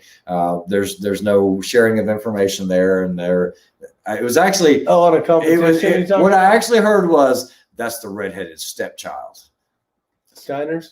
Well, no, that's what the Steiner people call the Burris people. And I don't think that's fair, but I mean, you know, it is what it is, you know, the heritage of Steiner has always been, you know, Germany and, you know, shot glass, but have you any hands-on Manners PRS, TCS stock, any input?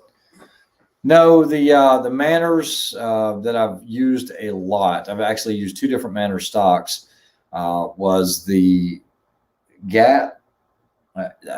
Geez, I can't remember the name of it now. Can't remember. There's so many models. The TCS is the one that came out after the GA. That has a cheek riser on, doesn't it? Yeah. Well, so does the other one, but the TCS has more scalloping in, and I played with it at shot. I don't remember now. And that's an awesome chassis. CSH is Otter Italian. Yeah, why should they? So they can steal the other's technology? Well, it's the same company, you know? Yeah, you can't. So steal back in the from- day, guys, you know, I don't know if you guys know this, you know, when BMW had never made a sport activity vehicle in its life, and they were just making cars, you know, they started with motorcycles, then went with cars. They actually acquired Land Rover. BMW used to own Land Rover, and what they did was Didn't Ford by that? well, Oh. they stole the technology. They didn't steal it. It was theirs. They bought it. Okay. So what they did was they took all of that off-road technology from the Land Rover, from, you know, whether it was the Range Rover or the Discovery, and they started taking and looking at hill descent control and all the other features. And this is how the X3, X5, all of that was birthed. This is a company that didn't have any experience with off-roading in all-wheel drive vehicles. I mean, they had all-wheel drive, you know, cars, but never automobiles. Once they got that, then they sold that off. Ford bought it. You know, they did the same thing with motorcycles as well. You know, BMW started losing a lot of market share. And I don't work for BMW. I don't represent them. I'm just telling you facts. So they wanted to get into more of the off-road scene and dirt bike scene. So they actually developed a dirt bike called a 450X. And this has been probably 10, 12 years ago. BMW? Oh, yeah. And it's a full-on dirt bike. It's badass. They actually purchased and acquired Husqvarna. Oh, they And- bought Husky. Oh, they bought Husky, and okay, now- I think that's now been sold. But the 450X was no joke. It used an eccentric cam on the swing arm, but it's a full-on dirt bike. I almost bought one, but they were really starting to get into that just full-on dirt bike scene. And, you know, this is what kind of birth, you know, they always had the older 650s and the 650 Dakars, but then they got into the parallel twins, like the 700 and the F800, fill that market. Anyway, it's pretty cool to know this. Well, it's kind of like They acquire a company. It's kind of like Toyota and BMW and Toyota. So like Toyota took supposedly the electronics, you know, this whole hybrid, all this kind of stuff, took that technology with the Prius, kind of helped BMW out. And then BMW in return built a motor for the new Supra when it came out. Yeah, I mean, everybody information shares. Yeah. You know, so you know, if you look at transmissions and, you know, ZF and all of this, everybody shares information. Everybody. Yeah. All the manufacturers kind of, they either steal it or they don't share it knowingly. But if you acquire a company, that's all yours. So LMT Mars 308 6.5 Creedmoor rifle. LA to BKK. buy it, milk it, sell it. There you go, talking rack. Yeah, so Husky's under the KTM umbrella now once BMW got done with them. And we had one of every single model that Husqvarna made, and we used to run those things all the time. We actually had a section where we would train people on those bikes afterwards just so they could get some cross branding in there. Just like BMW owns Mini Cooper. BMW owns Rolls-Royce. So, you know, I had a lot of opportunities to drive all the Rolls models, you know, all the Mini Cooper models. But ironically, in North America, they don't allow BMWs and Minis to commingle. Okay, they're not allowed to run a Mini Cooper on the same track as a BMW because That's they well, we'll didn't see. even want the Mini Cooper I think it was on the track with us. Mac Eve or some. Oh no, it was Carcane. The Supra with the BMW heart, basically the motor. Yep. That was the dumbest thing they could have done. Well, it was I would just- rather have a hey. Toyota that's a Toyota. Guys, so Harley Davidson worked with Porsche to come up with, you know, they had What? gotten. Oh yeah, the old Wow. the V-Rod that was developed by Porsche. That was Damn. developed in conjunction with Porsche. It was their first water cooled, and most of your Harley purists were like, "That's not a Harley Davidson." You know why? Because it had too much power. That's why. Good Lord, that's a lot of power. You know, Porsche knows power, and it's a good motor. If you've ever ridden a V-Rod, they're great bikes, but the Harley guys don't call them real Harleys. They're not. Yeah, because Porsche built their motor. That's why. I wouldn't want a hog that had a damn Porsche motor in it. Well, it's not a hog. A V-Rod is a V-Rod. It's a little different. Gotcha. But all right, let's see what we got here.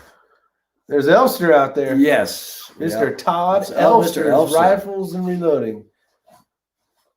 Yamaha Striker, Yamaha Raider kills the Harley hands down. Yeah, anytime you get into the metric bikes, guys, I mean, it's hard to beat Japanese technology. It really is. You know, I like Harleys. I like all bikes. I'm not going to say there's bikes I don't like, but yeah, you get a metric bike. I mean, look at the Valkyrie. Can you Now, ride we're it? not talking about 224 Valkyrie, but look at the Valkyrie. I mean, you're looking at this big motor. I mean, the thing's got an engine on it that's second to none. I mean, it's a great engine. You know, you had Yamaha with the VMAX back in the day. It was the fastest cruiser around, you know. I don't know. You're talking. I don't know if you guys are big motorcycle What guys. I'll sounds shut good. up now. Have you ever ridden a unicycle?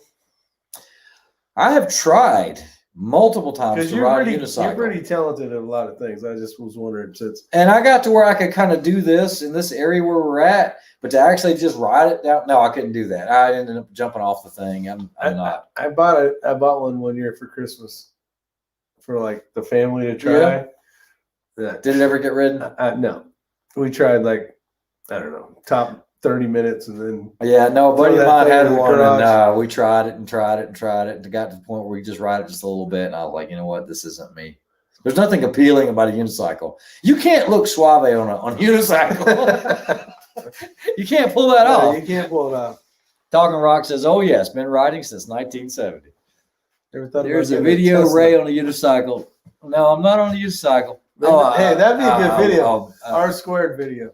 We need to get a unicycle. no, we're not getting a unicycle. No, No, I don't that wanna- was something completely different. That was the single wheel.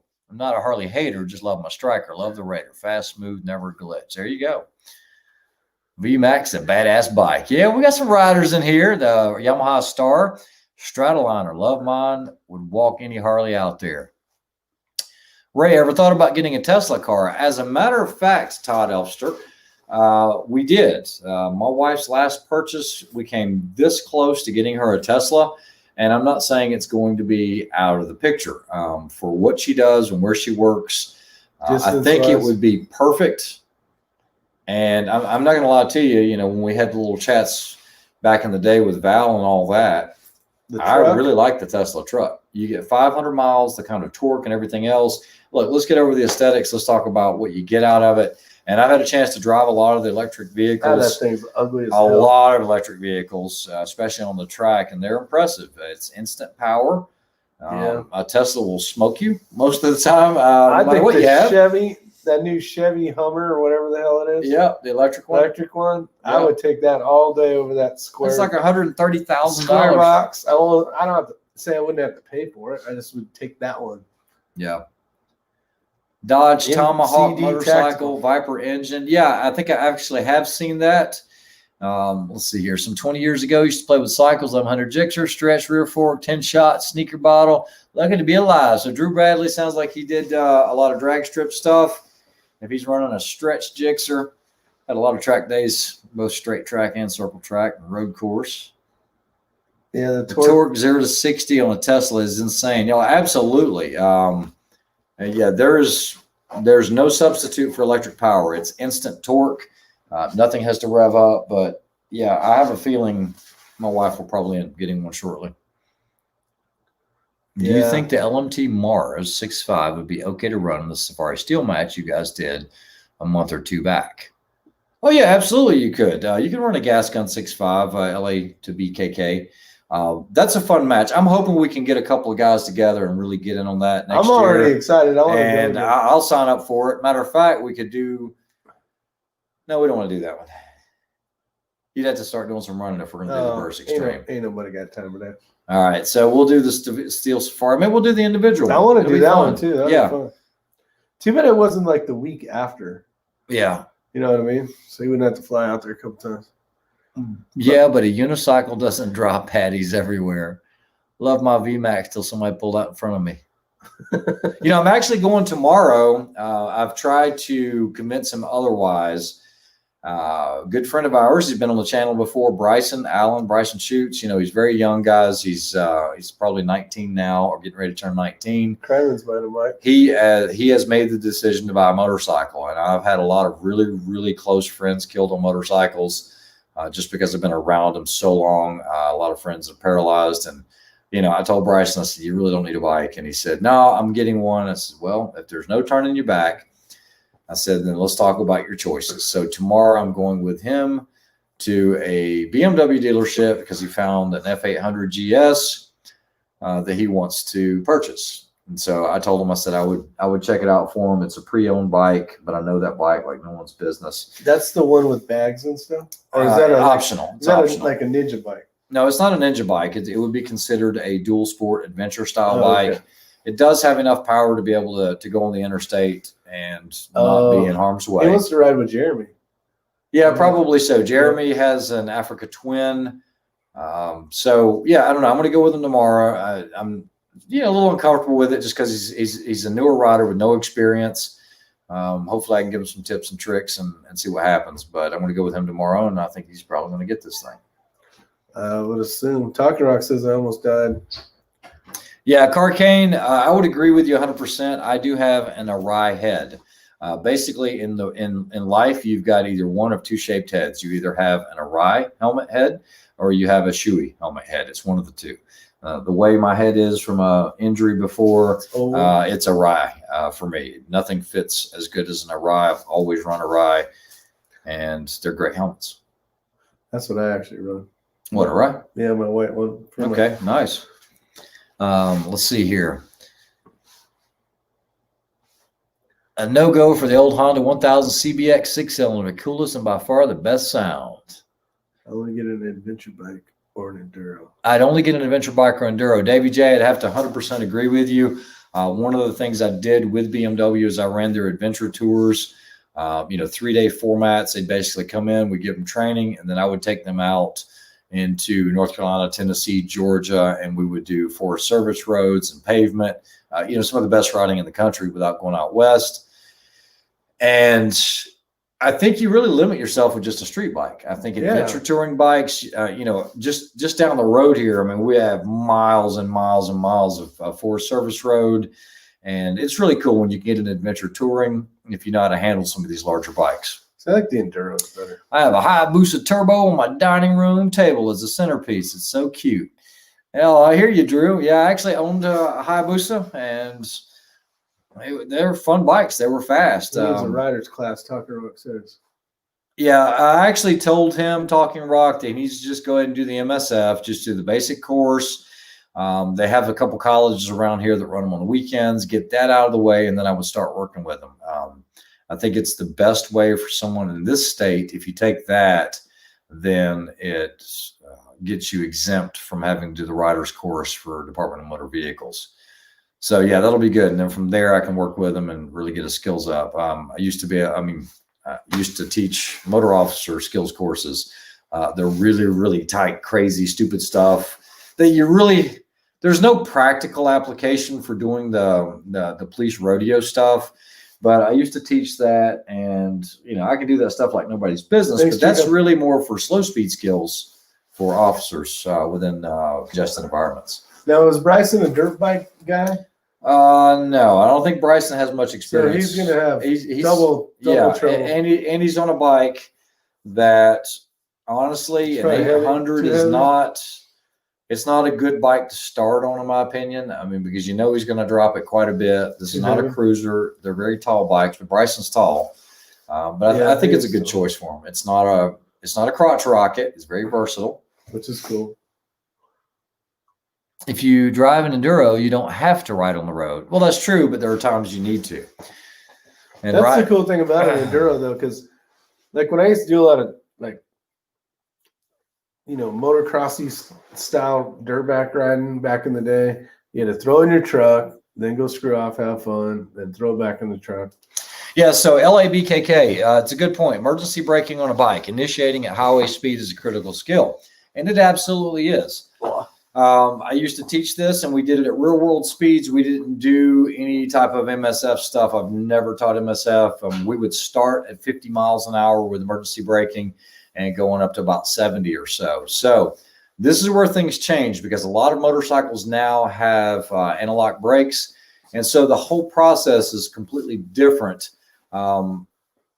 depending on which one you're using. Because if you don't have ABS, of course, you're not going to be able to grab a handful of front brake, but you can grab a lot more than you probably realize. Most of 70+%, 75% of your braking is going to come from your front. But people don't realize how fast you can actually stop a motorcycle. Anti-lock brakes change that even more. And most people don't realize how fast a bike can actually stop. You want to keep going? I work on my local PD Road Kings. Ray is right. Police radio competition is crazy to watch. Yeah, and Chico was, yeah, and I'm really, really good at that. I was, you know, when I was actually getting my certifications to be able to teach this, yeah, the level of being able to do bike handling. I mean, we did them on the BMWs, of course, because that's who I was working for. It was pretty insane because most departments are either going to run like a BMW or a Harley Davidson. You're starting to see some. I think Kawasaki has one now. You have Vulcan. I can't remember the name. It's Vulcan or something like that. That does a police bike as well. Did you ever ride the Dragon in Tennessee and in North Carolina? That's fun. Jason Hunt. I was actually riding that stretch of road before it was ever called the Dragon or Tail of the Dragon. It used to just be called Deal's Gap, and that's where all the local racers used to go. We used to proof race bikes out there. No plates, no anything else. People used to go out there, and this was a long time ago. We're talking about in the 80s or even earlier than that. It was a great place. No one knew about it.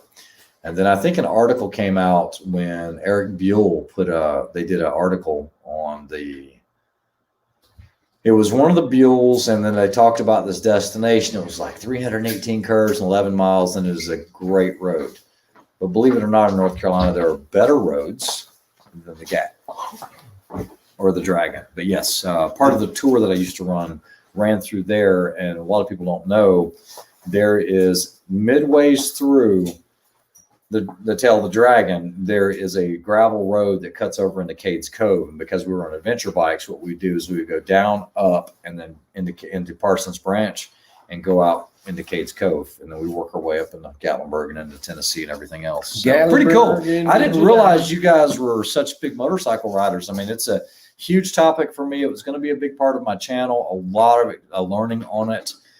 Because it's what I did for a long time is teach. And we're not talking about MSF. We're talking about crazy stuff. We're talking about everything from, I mean, for example, a lot of the other instructors do the Paris-Dakar, back when it was called that. And we're talking about, you know, off-road running triple-digit speeds. And that's kind of my thing. So, yeah, that was going to be part of the channel, but it just never made it. I don't know what happened. It turned into a gun channel.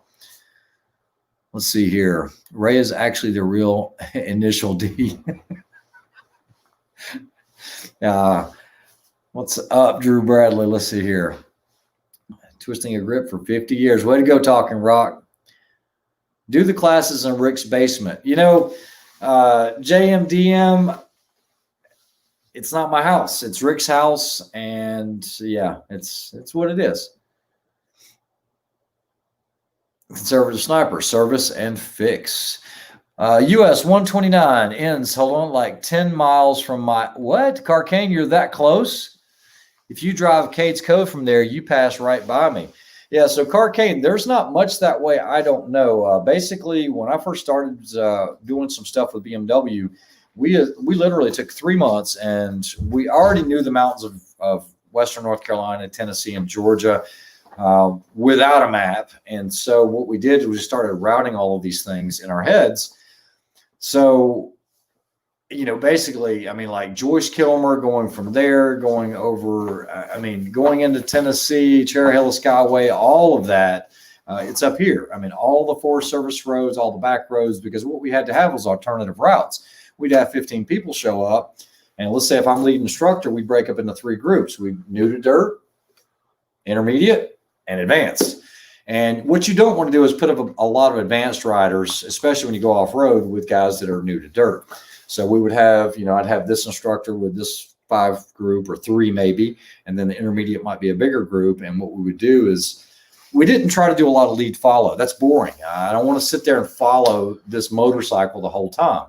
What we did is come catch me. We would actually have a lead and a sweep, and we'd say, go until you come up to a stop sign, or there's a T intersection. And we had all this figured out. I remember you telling me this. And we would basically, we'd say, go, and then we'd go in the back, and we'd intermingle, because we're trying to give these guys some information along the way. So we'd stop and say, hey, you know, we saw this, I saw this. Do you guys do the radio things? Or is We had comm systems, but we didn't have comms with the participants. got it. You Okay. can talk to the other. Yeah, the other instructors, we could reach them. We had sat phones, and we also had we had spare bikes, chase vehicles, but they were never seen.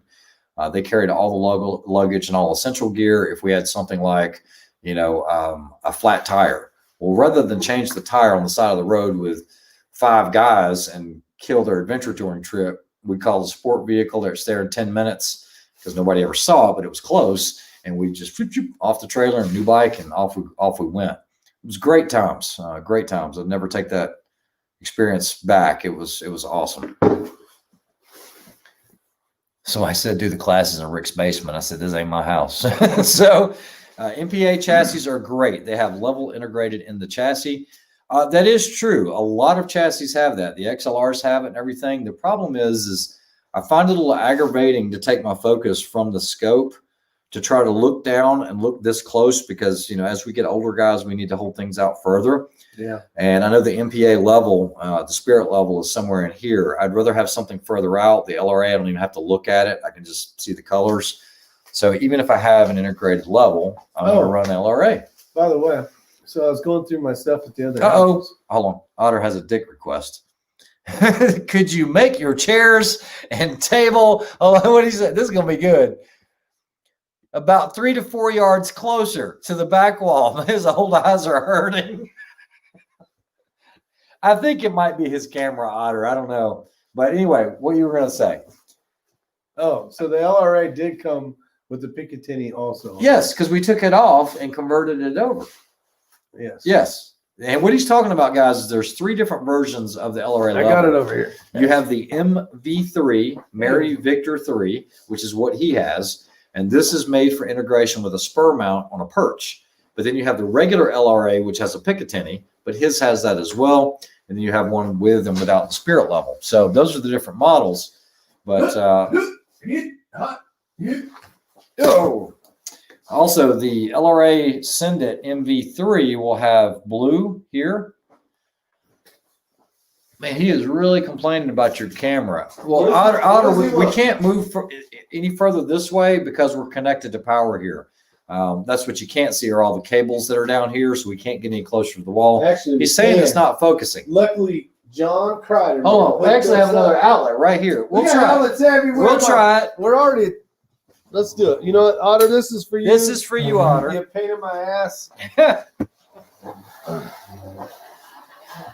All right. You know what's going to happen? We're going to go through all this trouble and it's not going to work. Well, no, and then the chat's going to be over The because chat just died. Camera just died. I unplugged it. Yeah, they can blame that on Otter.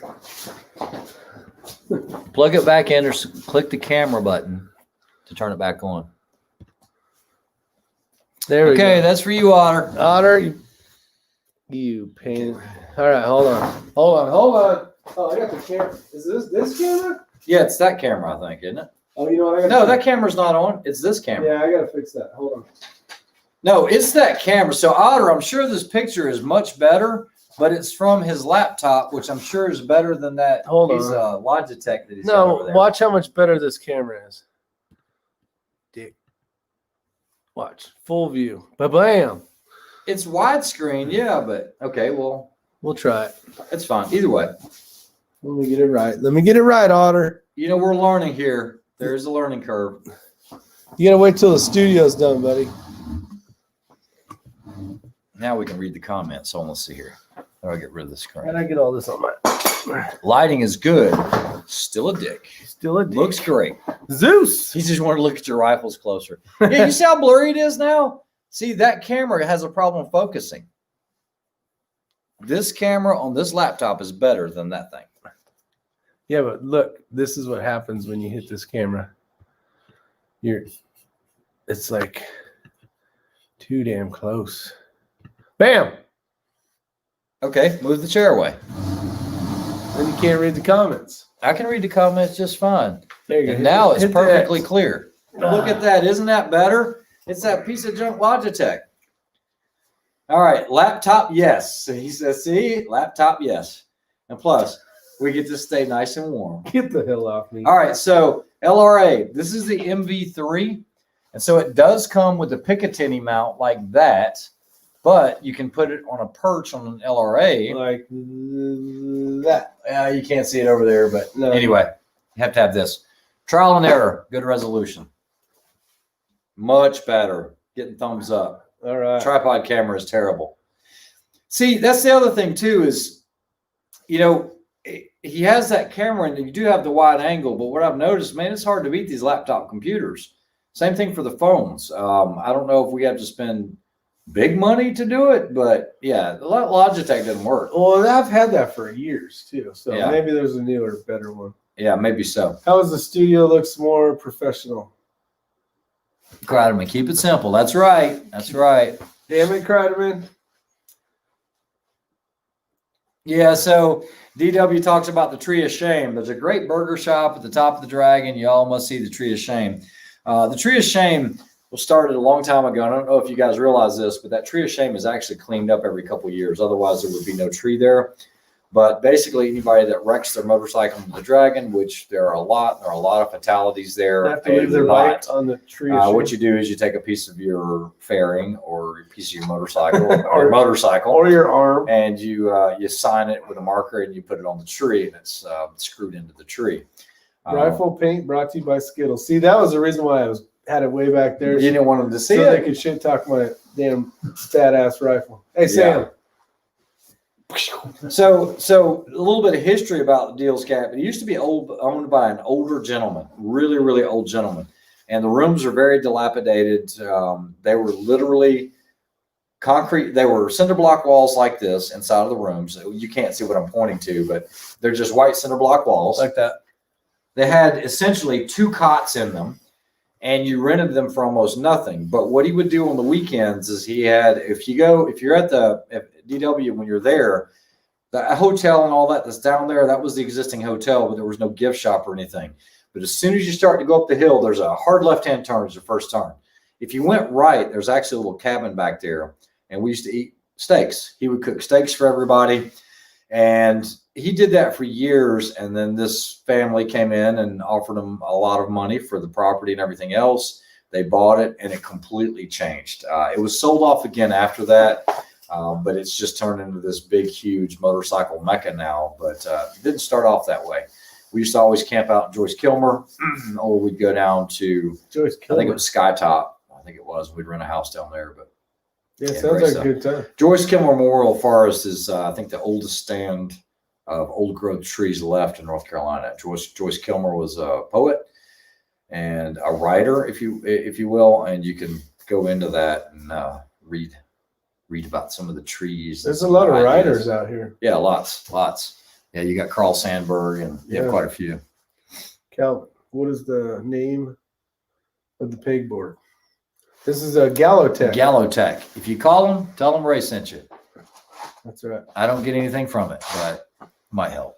Well, if you call them, then tell them Sam sent you. So, Kelvin, this is not pegboard. This is actually steel. It's made for rifles. It's made for weapons rooms. I've been buying this stuff for a long time. See, now he's too close. He's going to touch something. Screw up my I'm not gun. touching anything. I Demonetized. can't even touch the wall. It's too far back. But anyway, you don't want to keep my hand away from it. So each panel interlocks, and basically it starts at the top, works its way over, you level it off, and everything hangs and interlocks inside of it. What you guys aren't seeing are all the different accessories that he has in this box over here. Double. Get the double, Eagle Eye. The triple's too much. On MDT ready to purchase, SkyPod, double or triple pull ray. Double. Double is going to be my first call. The triple is too large, and the double is going to take a little bit of learning. Unless you're planning on buying 2. Then you can Yeah. get the triple.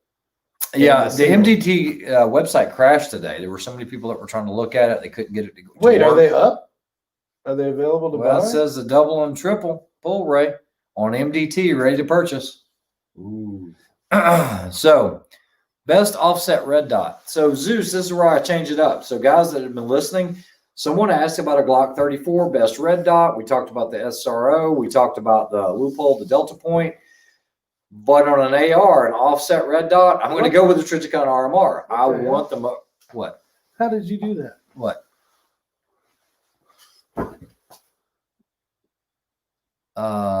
Hey, are you on my phone? How can someone? Oh, I know. Ella's on the computer at home. Oh, maybe so. It says, hi, Hey, Dad. so X-Ring that's on here is probably Mini X. How are Yeah. you doing? We are. What's this up, is- Mini X? This is what the basement looks like now. Mini X and I were actually going to do some precision rimfire today, and we didn't. We're going to probably do that tomorrow. She's got some friends coming over, so we had to get that in. We got to get her beforehand. ready for the next. Yeah, Mini X is trolling us. She is. Looking Hey, good. Looking good. That's awesome. I hear you. That's crazy. I know. I'm all, wait, what? I'm on X-Rings on here?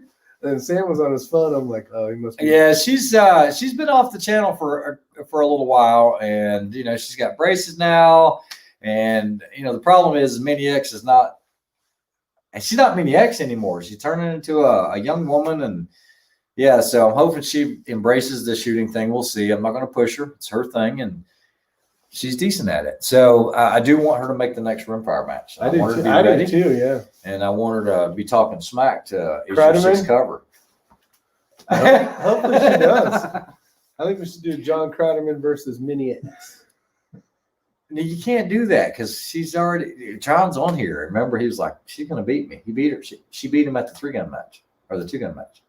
Huh? He's like, "Your daughter's gonna beat me," and he's like, "I can't believe it! I got beat by a really young girl." I'm like, "Yeah, well, Big X. Big X. Oh, Big X. I'm gonna call her Big X. We're not saying that. No, no, we don't say Big X. No, that didn't work out too well. Any This is the experience with best video Shooter's you World? have had. What? She will This kick is my the best ass. video you have. Oh, any luck with Shooter's World? Did I see that out there? Any experience with Shooter's World Precision, supposedly Varget substitute? I bought a bunch of the SWH4350. Haven't had a chance to load anything up. Finally got the tumbler over from the other house. So I'll be washing some brass and hopefully be reloading pretty soon. So I got some, all the little stuff. Yeah. I never grabbed. So finally got some of that stuff like the funnels and. So Rick picked up these little storage organizers, and when I walked into here, No. my eyes immediately locked in on those. I mean, I target fixated. These are cool. I went straight to it, and I was like, "Where in the heck did you get these things?" He's like, "Oh, I just went to Lowe's, and they were on sale in the clearance bin. I grabbed the other ones; they're better looking." No, they're just dusty from. But it's not Tapco. It is from Lowe's, and it's like Tapo or something. It's a window company. It's let's see, it's right here on the top. Tafco. Tafco, Tafco. So what's cool about these is you mount it to the wall. So raise the wall so you can see the holes in there I'll be the wall right here. where you can put the screws to mount this thing. All right, so now I want to go use this thing. I basically lift these up, and now I have a tool bin that I can carry, like a toolbox. Or you lift this up, and you can just grab the item you want. So And they have lockable lids. The lids yeah, those open lock. up, Oh, and then these open up. and they're deep well, so stuff doesn't just fall out. These things only cost them like $20 for this It's whole like rack. 17. And I was like, that is a nice organizer there. Yeah, so I might put patches in there. Yeah, keep all your patches. Yeah. Cleaning patches. Yeah, so they'll all come in different sizes, obviously. Yeah. And kind of keep it organized. I need to borrow. The camera up close is much better video. I need to borrow your little where you type the things and then hit print. Oh yeah, the label printer. Yeah, absolutely. Make it look good. I got 2 of those. Well, yeah. Thanks, Thomas. She does have a good presence on. What up, video, Hidden Steel? so we'll see. We'll see if she likes it. Maybe I should clean my barrel. Seems Should I get a Celtic more sword? gooder with the clean. Yep. Yeah, it's probably needs to get some decopper that son of a gun. John Kreiderman, you coming over tomorrow? Sounded like you were buying a motorcycle or something for your grandkid. The Shaggy Rifleman. She has a talent in front of her camera too. Oh, Michael Christensen's out there. How you doing? give it a go. Awesome. What are we talking about? What's he talking about? Did you know?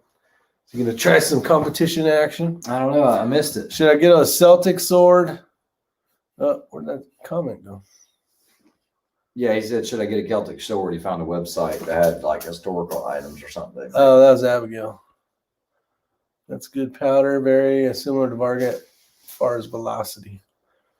Yeah, I bought a bunch of that powder just as kind of like the last resort zombie powder if I couldn't find any H4350. So LIA to BKK, yes. So if I'm running a DMR style rifle that has an optic and I want an offset, like a 45-degree offset RMR, I will be running an RMR if I want to run an offset dot, because I shouldn't have to go to it much. You can do an SRO or some of the other ones, but if I'm in a really hard to use match, I want something that's really robust. And I think it's supposedly one of the strongest dots out there. So for a 45 offset RMR, 500 yard zero. So if I am, let's say on 6 power, 7 power, and I'm shooting far and I need to just burn paper up close, it's just tack, tack, tack, tack, tack, RMR for me. John Kreiderman said 9 a.m. Woo. Good Lord. Shaggy Rifleman says he got his optic issued figured out. Awesome.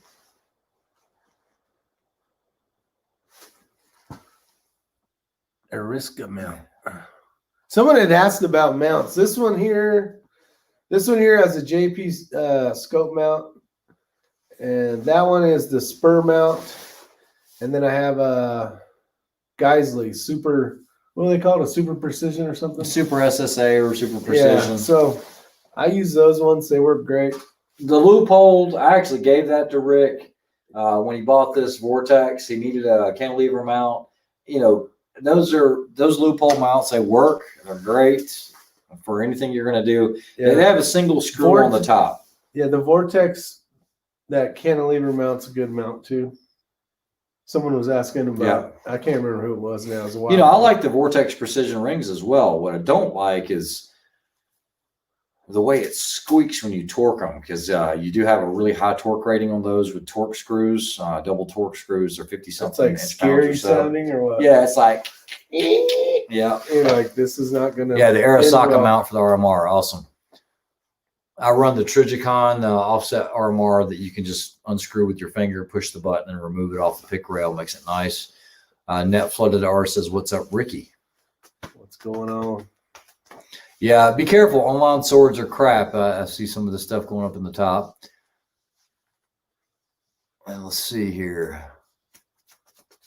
Crazy Scotsman says, if you have any questions about swords, reach out to him. Yep. All right, anything else? That's it. We're at 2 I'm hours. going to step out. So Me too. Hopefully you guys had a Give me good a time. drink, I am. Hopefully we're figuring out the I don't know, the TV screen, all that junk, and we'll get it figured out. We'll get some chairs in here. Sitting on these ones suck. Better than the floor though.